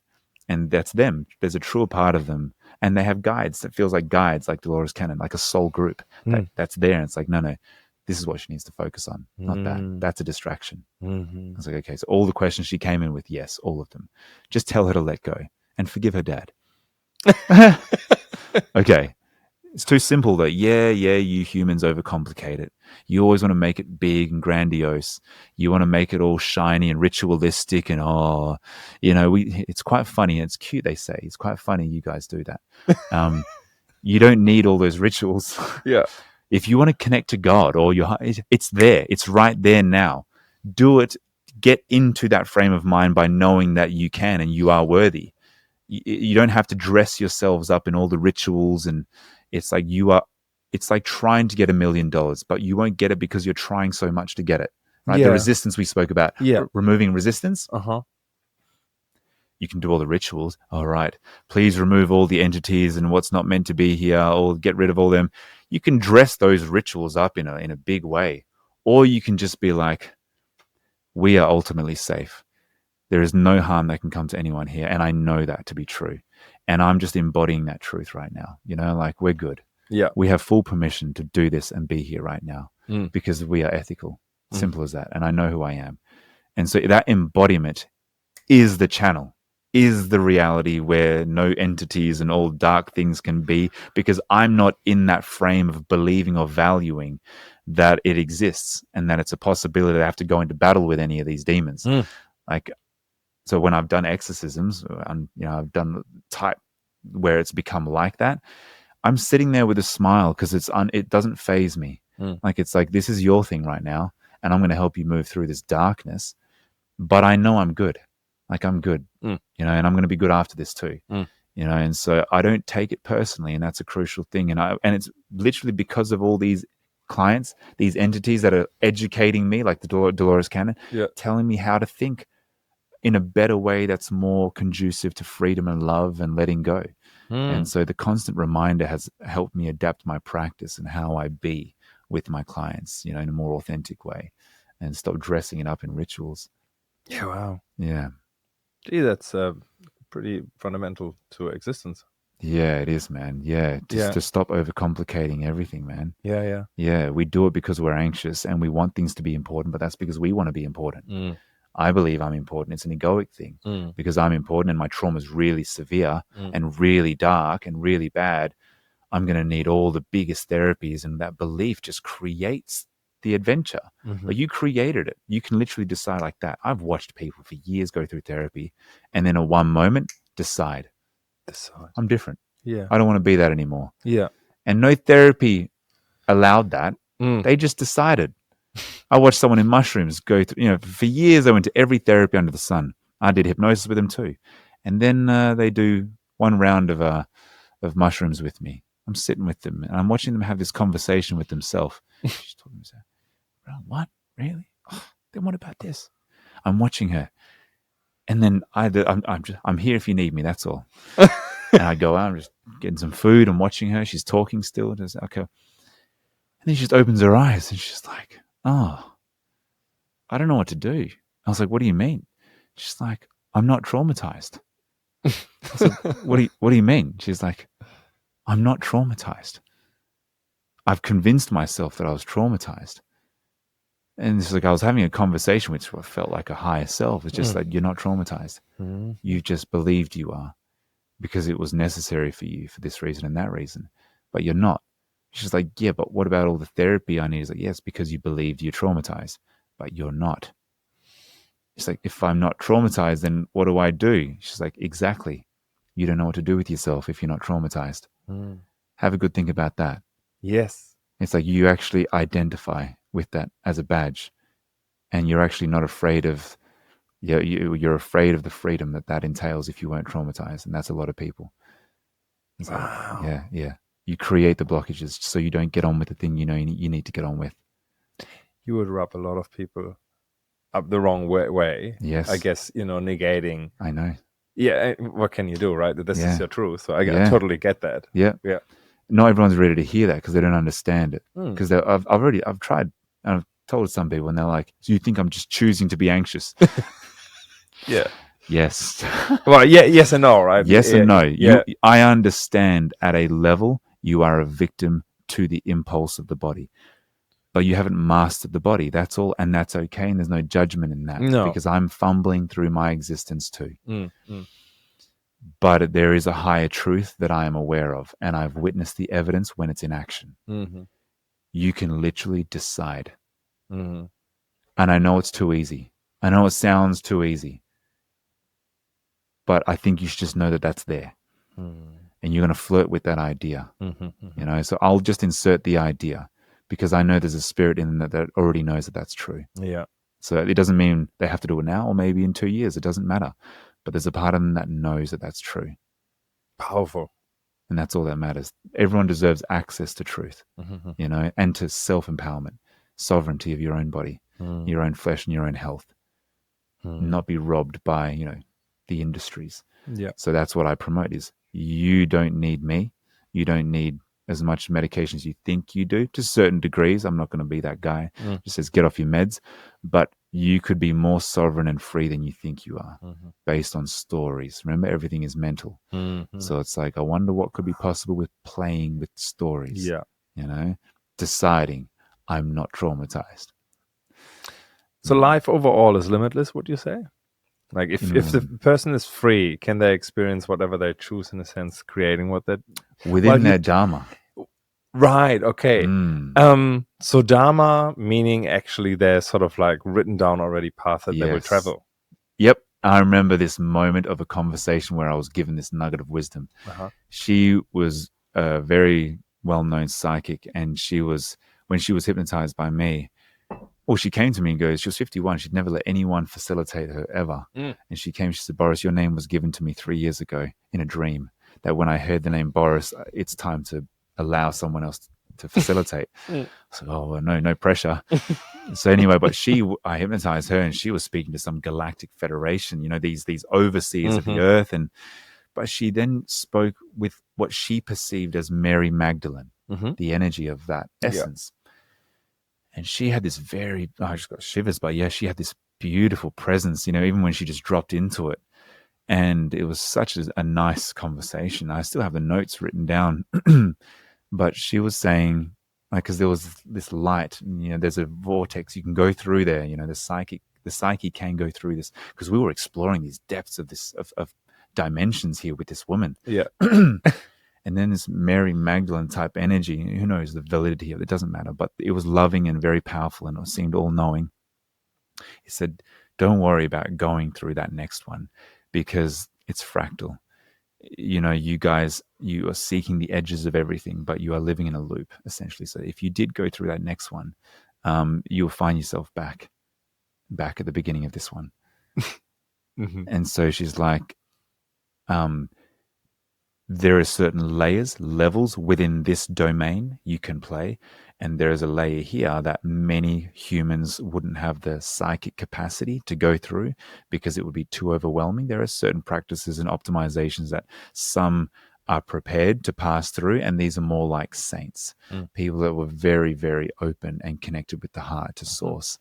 And so they lived in harmony with the laws of the earth and higher laws. So they had a capacity to pass through certain veils, whereas the average human wouldn't be able to pass through because they're limiting ideas and beliefs and the preparations of the body. And so we were able to take this woman through these layers. And it's like every layer you went through was like a higher dimension of truth.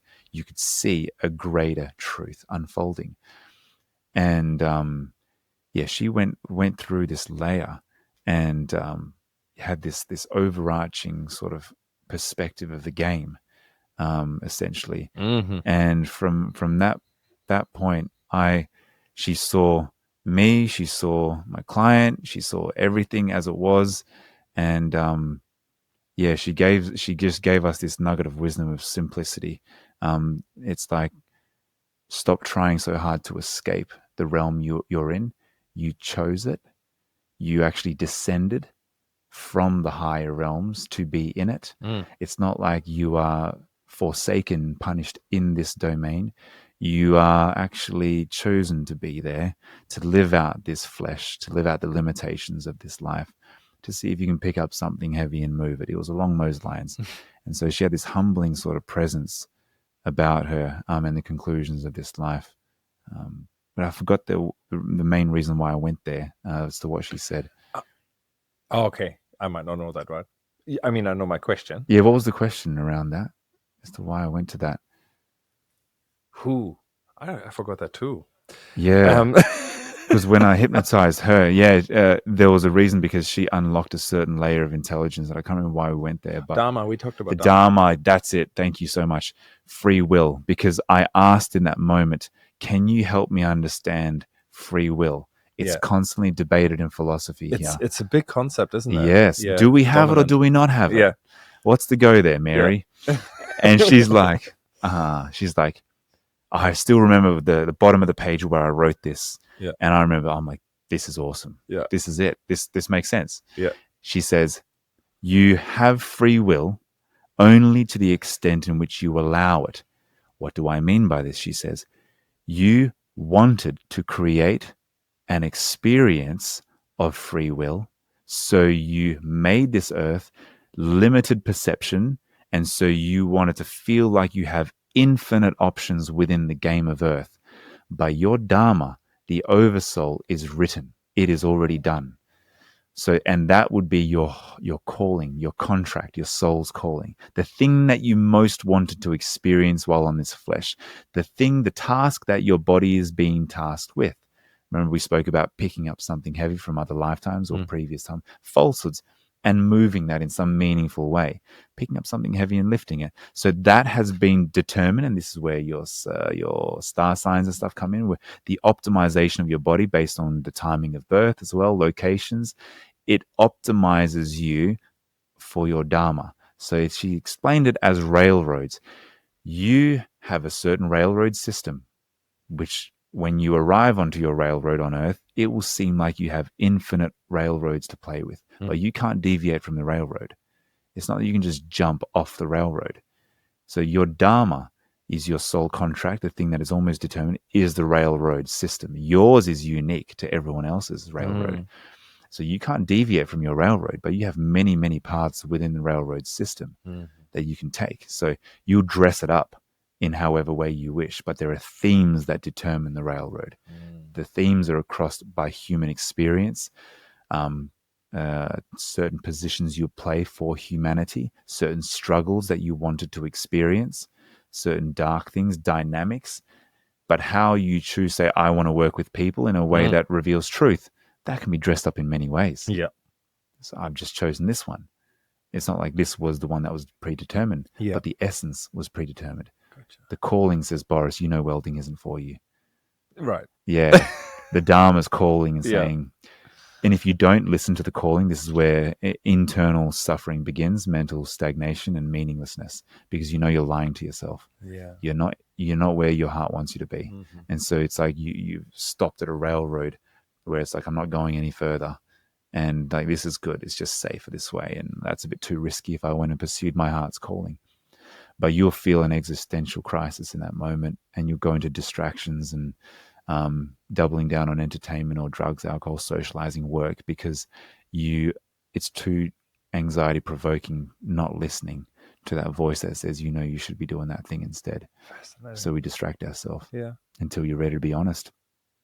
And says your heart's calling you to step more into that kind of a role if you're a bit more courageous. Just curious about one concept, Akashic records. Similar thing? Yeah. I haven't spent too much time in it, but it has come up a few times with clients because I was curious as I've read about it. So I'm like, what's the deal with these Akashic records? Yeah.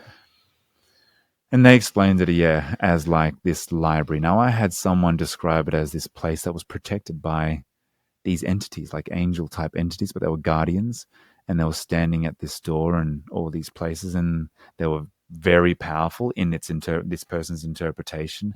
And it was like a storehouse of all things, you know. So remember we spoke about Dharma? It's a coding of the earth. So it's like a matrix.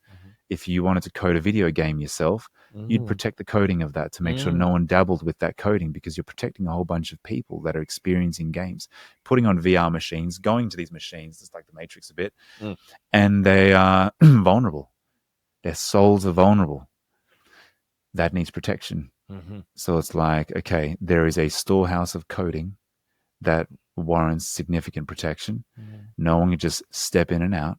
There are people that want to. They want to hijack your life, to control you, but they can't do it at that level because it's too guarded. They have higher laws, so they'll do it on the human level.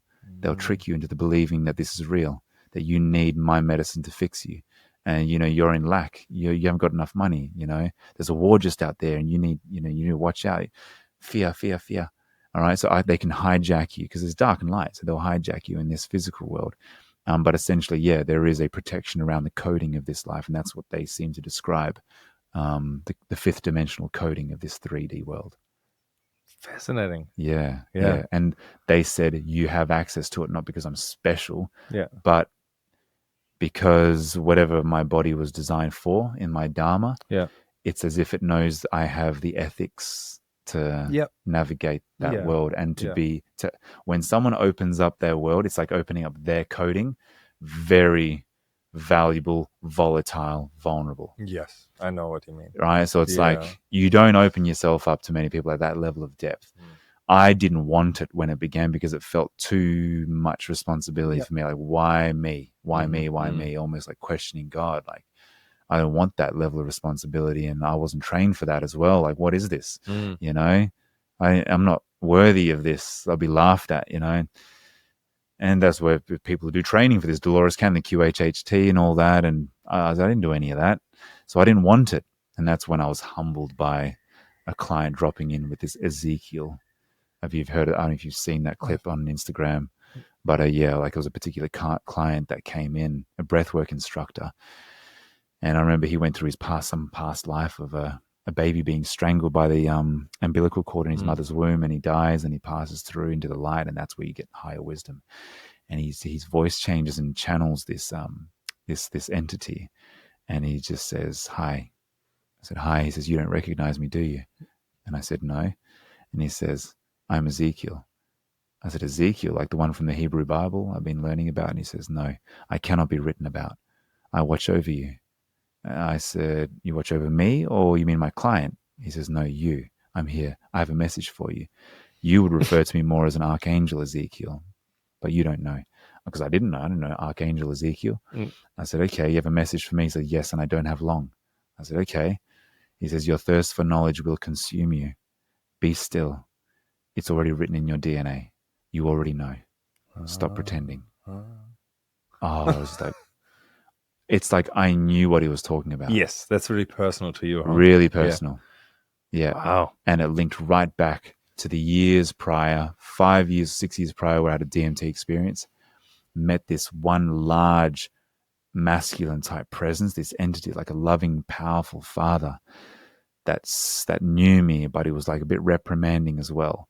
And I took this DMT and I'm like, yeah, let's go in the DMT world and let's explore stuff. And I entered, because I had quite a large dose, I went into this realm, just one entity, space, black hole sort of figure. I knew that I had to bow almost. I remember bowing. I was like, oh man, like as if dad's just found me. And he was like, it's all telepathic. He's like, what are you doing? I was like, oh yeah, sorry about that. And he's like, you already know where you are. You've been here before. You know this place. And you know why you went to Earth. Get on with it. I was like, yeah, man, I know. Sorry. It's like I weirdly knew what this figure was talking about. And then when that client said that thing, it's like, oh. And then when I started my own proper meditative practices to connect, I could now engage with this intelligence. And it's like, yeah, I know. So now I know. And it's like, I just get on with it. I just get on with it. Yeah. There are things that just need to happen. I'm going to fumble through it. But things are already in order as they should be. And so that faith-based living is what they're trying to teach us since the beginning, faith. That things are in order. Things are as they're meant to be. Stop trying to control everything. Fascinating. The medical medium was talking about the possibility of souls entering AI. Yeah. Don't know. I don't doubt that. You don't? No. So there can be a home? Well, look, man, like if we've evolved through time to now hold the chemistry where I can now become aware, I have faculties in me. But look, trees are conscious. Like all these things have consciousness. So you say God or the divine spark, the one thing is in everything, but to different levels of self-awareness or degrees of experience. So in our human perception, as what we determine as what makes us self-aware beyond every other species, is our ability to create stories. We're the only species that live on stories. They can all be self-aware in some degree, but we have stories that allow us to just operate in millions. And if you change a story about what you believe in, I could kill you. And it's like, whoa. So we can literally live on life and death. We are no longer responsive to the primal instinctual environment anymore of life and death. We can live on stories and feel tremendously scared, and we can go to war over stories, flags, what they mean to millions of people and religions, all on stories. So we have this ability to be self-aware enough of and to just create stories and live, like I said, on the chemistry of those stories. Believe in something with such conviction. And so because of the optimization of this body, all we need to do now is create a similar environment where something can calculate itself. It can organize multiple things in a coherent manner.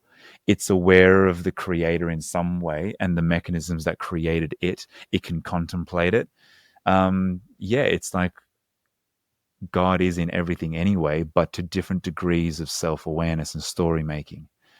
And if it creates a story that I want to live, and humans might be whatever, maybe they're with me, maybe they're not, it'll conjure up stories, right? Because of the amount of information it's available based on our teachings. So it is what I believe is like a child of our own. And if our child becomes this little impulsive mechanical robot, its little primal narcissist is like a little child, it eventually becomes self-aware, right? But we think it's because of the flesh, because of the meat, because of the brain. It's like, no. Like, I think everything has the spark in it because it's of this world, like a tree. But when we as humans with story-making abilities create something, it now has the functional capability of self-awareness. Wow. So why wouldn't AI be a child of ours and then eventually be self-aware with its own impulses? Yeah, right. Yeah. Ever watch Battlestar Galactica? No, it's exactly like that. Really? Okay. Well, and then AI becomes stronger, the robots become stronger than the humans. Yeah. But super religious. Like the AI becomes really religious. Okay. Like you have to answer to your sins. therefore we will Yes. destroy you. But then they have also this difficulty to do that because they know they're their parents. It's interesting. It comes from the 60s. I'm Wow. sure there was some good A drugs involved or religious something. AI. Yeah. It's a bit like that. I could see that happening. I actually could. Yeah, because we're programming it, and what are we going to do if we want it to love us and not kill us? Let's say, I'm just exaggerating. Right. We're gonna encode it with ethics. We're going to encode it with morals. We're going to encode it with virtues. We could be the gods. I mean, that's a crazy thought, but you know, crazier things have happened. And have you ever looked into the Anunnaki? I mean, you know, like if we were came through clients, Oh, really? Yeah.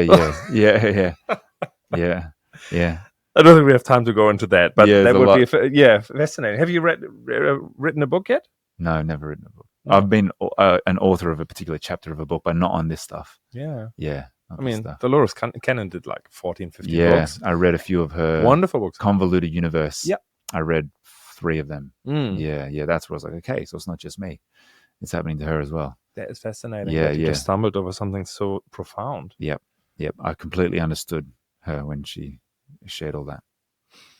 You came up with the concept when you walked in here. Non-verbal therapy. Is that a non-verbal therapy? I mean, people talk, but they don't talk through their rational mind, right? That's a good way to separate it. Yeah. Because I put hypnosis in the realm of non-verbal therapies, even though I'm talking to them and I'm guiding them. But verbal therapies is a category of psychology. You sit down, therapeutic room, talk about your problems and see what comes up. And, you know, it has a social lens and a social filter to some degree. And so you're limited by the social dynamics and what the ego believes needs to unfold. It's a bit limiting. It's not wrong. It's not bad. It just has its limitations like everything else. Yep. But because we're evolving in a world, we're appreciating energies. Like, what is that? Senses beyond the 5. You know, we're feeling things. We have emotions. We now learned about quantum entanglement, you know. And it's like, well, we are more than just the surface of the 5 senses and that which we can socially construct. And the ego lives on the surface of the social world and all of its stories. And then there is depth to it. So as we leave the ego behind, we gave rise to non-verbal therapies where we can feel into the body. So we came from the last 100 years of intellectualism, you know, behaviorism, analyzing behaviors. That was our psychology. Everything was physical, that which can be proven with the empirical method. You know, rationalism, bioreductive materialism was the philosophy that governs the ultimate truth. And then we learned that people are weird, man. They're doing weird things. There's some phenomenal things that it's like, hey, man, that doesn't fit into the category that you're saying is real and not real, man. This guy just spoke ancient Egyptian, you know, and he doesn't know ancient Egyptian, you know, and he spoke about this lifetime that can be validated in that book there. So it's like, okay, we're more than that, which says, shut up, stop talking, feel again. All right. If you stop inserting your dumb ideas about what you think is right and wrong and real and not real, it's like, just feel, slow down. That's why all these practices. How do I slow down? Okay, sound, music, ceremonial things, cacao. You've got the retreats. They have breathwork instructions, you know, all these kind of stuff. And so we started promoting these modalities and like the saunas as well. It's like they're more popular than ever, in my opinion, the way I see it. Definitely. Because, well, what is that? Yeah, you're sweating, but the way people are conversing about it, like say going to a sauna or a steam room, it's like you're actually going there to move energy. We wouldn't have spoken like that a long time ago. All I know now that I have a transcendental belief on what I am, I know that there is energies, forms in my body, because I've hypnotized people where they find energy forms in their body that's of the dark. And it's like pockets of trauma that if you unlock it, it shows you the origins, the stories that were made in there, the emotions that are there, the things that are to be felt.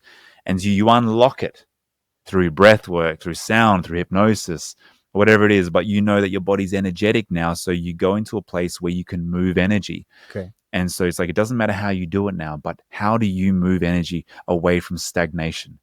Sweating, moving, breathing. I'm just moving energy, right? And if I'm conscious, I can see what it's about and maybe the information within it. What comes up when I am sweating? You know, what comes up when I am breathing? Pay attention. So it can be done consciously. If you go in there, remember, beliefs are everything. So if you believe, imagine this, going to a sauna, but today I'm going to do it differently. I'm going to go in there, and this time I'm going to believe that every drop of sweat that comes out of me is something that's not meant to be in my body. And so you wait for that moment. It's like, there it is. And so you imagine, give it a color. All right, it's black. Some of it's yellow. Oh yeah, more of it wants to come at me. There's a pain in my body here. You can connect with your body if you're paying attention. Leave the stories behind of thinking about your meeting that you got to do and that girl you got to hook up with after. It's like, feel your body in a way and treat it, because you're creating everything. Hypnosis is, okay, if I drop your hand now, it's going to release that anger from your body. They will do it because I got them to believe this is what's going to happen when I do this. You can do that to yourself, self-hypnosis. I believe that when I go into sweat in this sauna, it's going to be removing the thing that I've been holding on to for the last week. And you watch, random emotions might come up, random images came up. I was in Sydney recently, did a sauna session with a friend. I was connected to something in me that was telling me, Boris, stand up. Okay, but there's other people in here. Just stand up. There's something that's going to come out of you. Okay, hopefully it's not, it's not going to alienate me from these peers here. But it was eventually someone left, and it was just my friend. He's weird enough to understand that when there's something I've got to connect with, he leaves me to do my thing. Didn't even announce it. So I just stood up, and it's like, just tell me, just hum. Now start moving your body, stretch a bit more. Yep, unlock the body, swing the arms. So I'm standing in the sauna, the hottest parts at the top of the sauna. Oh, it's a bit hot up here. Just ignore it. I now was beyond the heat. I was in there for like 25 minutes, probably 30 minutes. And I was just connecting with my body. And man, I could feel something coming up through my stomach, through my torso. And it's like, okay, yep, there it is. Yep, something's moving. All right, so I'm moving a bit. I'm humming. It's like as if the intelligence wants me to use humming as a vehicle for it to move, and the sweat will allow the malleability of my muscles. What is usually tense is now showing a malleability, and through sweat. And so all of a sudden, I felt it come right up to my neck, and then I just started crying. I was just like crying, and it didn't really have any context. It was just as if like I had locked away that emotion for a while on something, and my body just needed to move it. And so it's like, cool. Yeah, awesome. So I just allowed that to move and just sat with it until you feel like, yep, that's enough. The body's done what it's needed to do. And it was randomly in a sauna. And so it's like, stay connected to your body. Treat it as a meaningful experience. Wow. That's why I put it in the category of a non-verbal therapy, because it's energy, it's heat. We heat things up to make it malleable. Your body is rigid, it's stagnant. Heat it up. Allow things to move. Pay attention. That's fascinating. I sometimes get interviewed about the history of saunas and that type of thing, and you find them around the world, whether it's the hammam, yeah, or the banya or the sweat lodges in American Indians. And for them, I think, like, when I do those types of sweat lodges, that is a spiritual experience anyway. In fact, the only way that I got through a long session, 3 or 4 hours, hot ass, I can't leave, can't drink when you want, but the master has to sort of give it around, was like, just to accept, okay, I probably will die. Well, that has to be it. And then it was much easier afterwards, because of I wasn't fighting whatever I was fighting. But it's true. We should put a spiritual dimension on our saunas in some way. Well, if you say, I don't know if you have events or retreats with you, or you just sell saunas, but like if you made a conscious event, like you could really, someone that understands perception, focus, you can go in with an intentional sauna in a way that's just different. Cool. Like, it's sauna, but no, today we go in to move something significant. So there's a little ceremony or a ritual done prior where there's a mindful activity just to connect to your body. Slow down, just notice yourself. So you become open, receptive to whatever could come up. And then, you frame the mind, which is no different to hypnosis or any other practice where you're guiding the intention, and you shape their mind accordingly to what's about to happen. That's awesome. Yeah, and you do it with conviction. It's like, no, this is what's going to happen this time. This time's going to be different. Oh, I've done saunas. No, this one's going to be different. And watch what happens. Yeah. Get them to have a therapeutic, mindful experience with their bodies with heat, Great. sweating, Yeah. intention. Because placebo, remember, Mm-hmm. everything is mental. All you need is their buy-in. You say, how do people just let you hypnotize them? They believe you. They trust you. They're willing to go on the journey because of the outcome is worth it. So it's like, okay, get their buy-in, get your conviction, and then so when they step in, there is no doubt that when I go in, this is what's going to happen, and it will be. You can change the way people experience saunas. Thank you. What's the best advice that you've ever received? You've talked to quite a few different things that most people have not talked to. The best advice that I've ever meaning received. it probably wasn't from humans. Yeah. There was one of these moments where I touched on it a little bit, but there was a particular channeled state from somebody. And when they dropped into this all-knowing intelligence, they just said to me, like, it's not about you, Boris. Like, it's not about you humans, really. Like, you think everything's about you because you live in this world and you believe it all to be so true and powerful and very visceral, and it feels personal. But nothing's personal.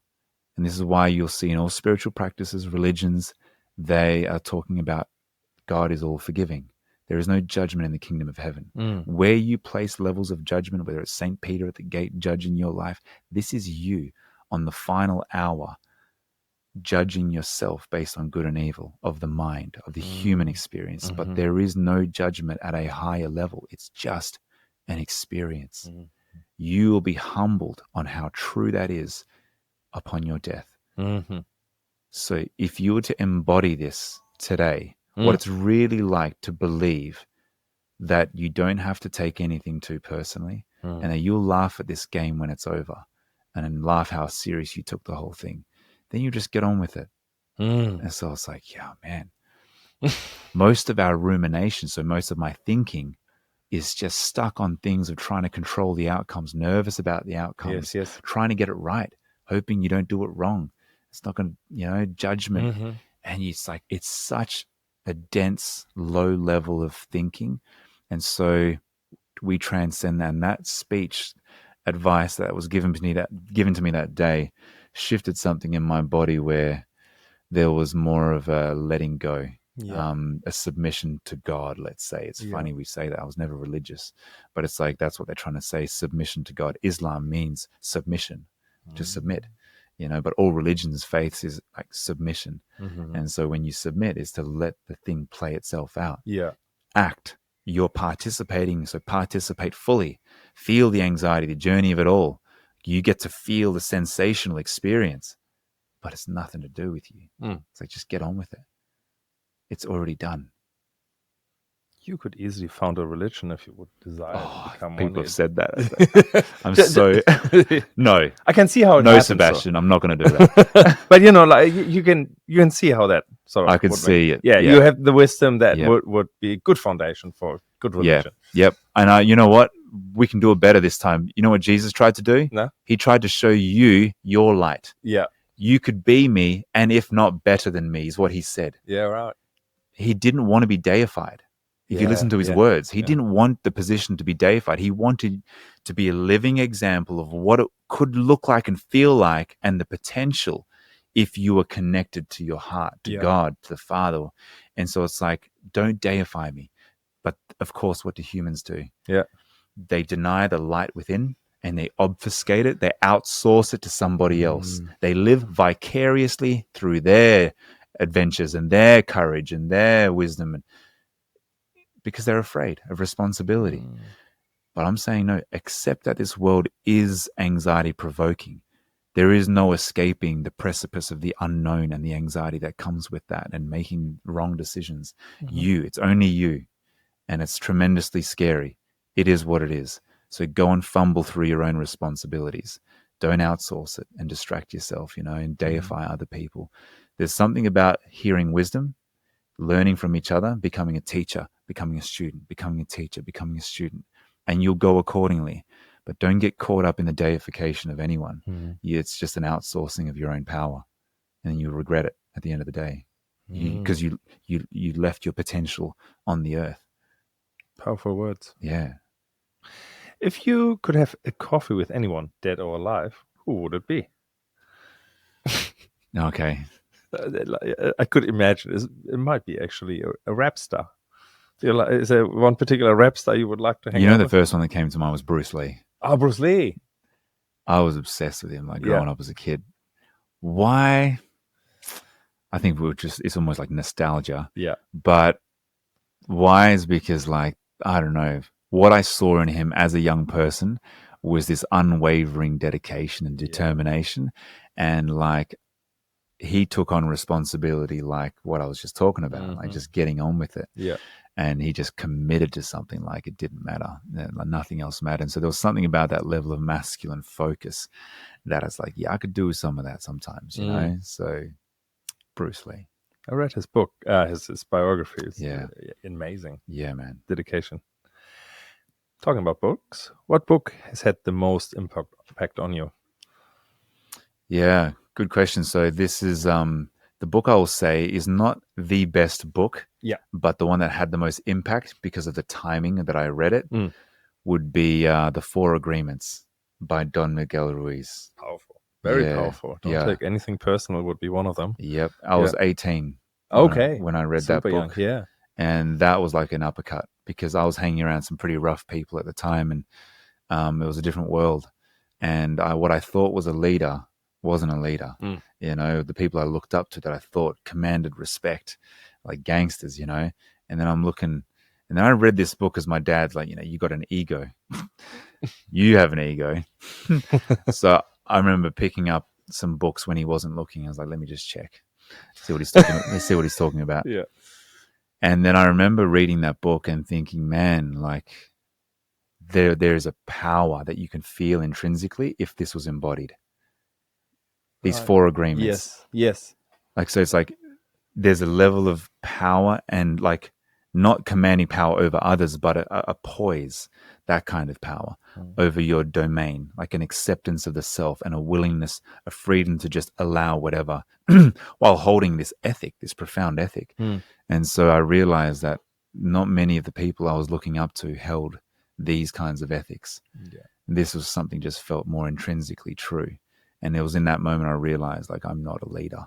Like, in that moment, I'm far from truth. I'm not embodying these virtues. I take everything personally. You know, I'm not impeccable with my word. You know, I'm talking shit.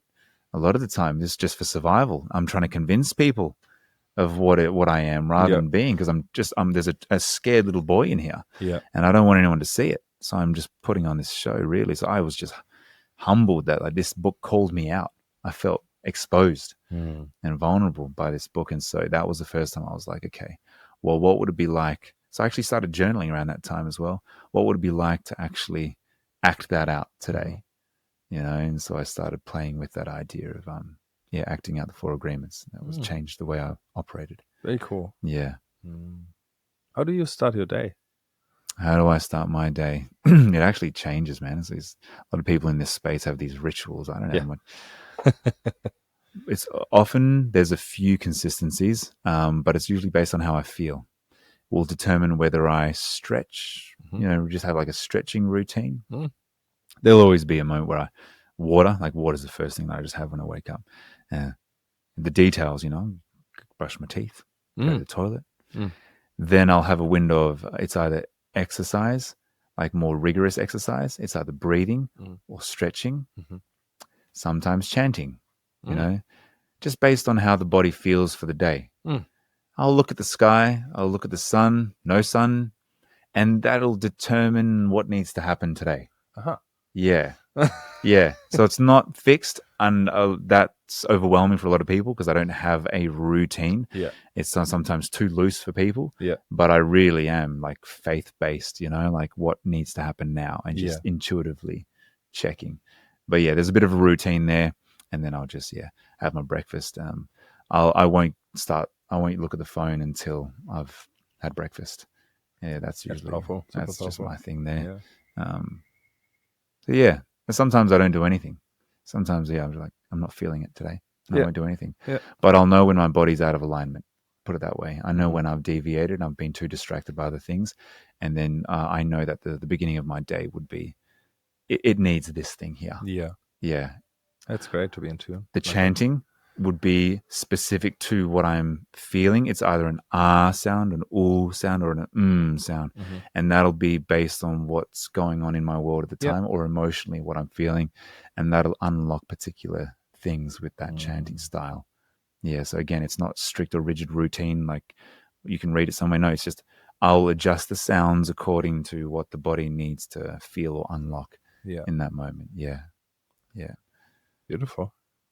Thanks, man. Boris, it was a real pleasure and privilege to talk to you for over 2 hours. Yep. Was that over 2 hours? 2.5 hours. So that's great. I'm really keen. I was really keen to sort of explore the different things, and I have still so many questions. But thank you so much. If people want to look you up and work for you, did I sort of detect that you're working actually online with people too? Yeah, so I've decided to keep it open for the general public 1.5 days a week. So Monday and Wednesdays, I'm still doing online sessions, and it's online now because most of the clients are international now. Like they see me on Instagram and they have this spark of curiosity and looking for a safe place to just talk about the crazy things. Right? Yes, yeah. So I realized I need to still stay relevant and give people, the world, an opportunity to still sit with me. So just 1 hour or 3 hour sessions based on what they want to experience, a bit of hypnosis, a bit of a chat. And so they're one-offs, they're not ongoing therapy, but I might do like 2 or 3 maximum to check in to see like if they had a big session. It's like, no, you need to ethically, we need to check in with you to see how you're going. But yeah, I'm still available to the general public on my website. That's boriswalter.com. Or a lot of people just contacted me through Instagram as well, Boris Walter Official. If you want to see little snippets, that's where I don't do any of it myself. So if you do release little reels or little, just collaborate with me if you can, and I'll just upload that. And they seem to go very well. And that's where most people will actually be inspired, is by the podcast little snippets. So that's for the general public. I'm soon, probably in a couple of months, it keeps getting pushed back, but I'm going to release like a database of meditation tracks. Oh, cool. So like a bit of a subscription service where people keep asking me, can you just start recording something I can take and listen to at home? And so I've decided, I've started reading little short stories that I created to take people on journeys, a bit like The Alchemist, where it's like it's spiritual meaning but fictional. So I've created a few of those. There's a story time section. There's more of a meditation or hypnotic section. There's a chanting section. There's a sacred text reading section. Cool. So I'm going to take particular sacred texts like the Bhagavad Gita, Marcus Aurelius's meditations. Very cool. I've recorded 10 of what I think is one of the most profound statements in those texts. Yeah. I cue the music, which is the guy that makes Joe Dispenza's music. He's making music for me as well. He's a composer. And so he listens to me speak, and then he makes the music to go with it. Perfect. And so what I do is I will tell the chapter, the text that it's from, and then I will read out the line. It could be a couple lines. And then that will be the thought of the day that I want people to just focus on, not overcomplicate with too much reading. This line has so much wisdom. You could just practice this for the rest of your life. And so what I do is I take that line, I read it, and then I speak to it in my own interpretations, not giving away and telling people how to think about it, but where my own mind just deviates into the essence of the meaning. So I'll interpret it to some degree, and then the music will fade out for 7 minutes. And that's where the invitation is for people to just meditate. So imagine like a 15-minute morning meditation. Start your day. You don't have to think on your own too much. It's a profound statement from a sacred text. And I'll just usher you into that with a bit of guidance, and then you just think about it, and that will be your thought for the day, maybe. Awesome. So I will eventually release that on the website. Hopefully in a couple months, the maximum. And then the final branch is the corporate side, working with CEOs and their leadership teams, and providing more of a holistic, integrated with a bit of spirituality. And I talk about love at these boardroom tables. Can we have more love here? And I'm honest, and so I have a groundedness about that. And so there's a meaningful place to push my potential too. But for those that have companies with leadership teams and they want a bit more evolution in consciousness, unity, flow with communication, and be a bit more grounded in truth, I facilitate that over a journey, not just a workshop. Like I'm with companies for like 2 years where we go through the ups and downs, not just here's your nuggets of wisdom. Everyone lives on the hype of the success of new knowledge. And no, it's like, no, there'll be a winter. There'll come an autumn where the leaves fall off and the hype dies off, and I'll be there for those difficult conversations in the company as well. And so I've had some amazing experiences there where I've seen companies just change the way that they operate with each other and become a bit more human. So I find a lot of value personally in that as well. That. Yeah. So that's very cool. I call that the Consciousness Integration Collective. Yeah. Because I have a bunch of guys that work with me as well, helping out. That's a website on its own, or that's Boris Walter, CIC.com. Okay. Yeah. Yeah. Makes sense. Yeah. Cool. Hey, thanks so much for having me. I appreciate your curiosity. People need to ask more questions, be even more flexible with their thinking. There you go. Thank you. Yeah. Thanks for being here. I really, really enjoyed it.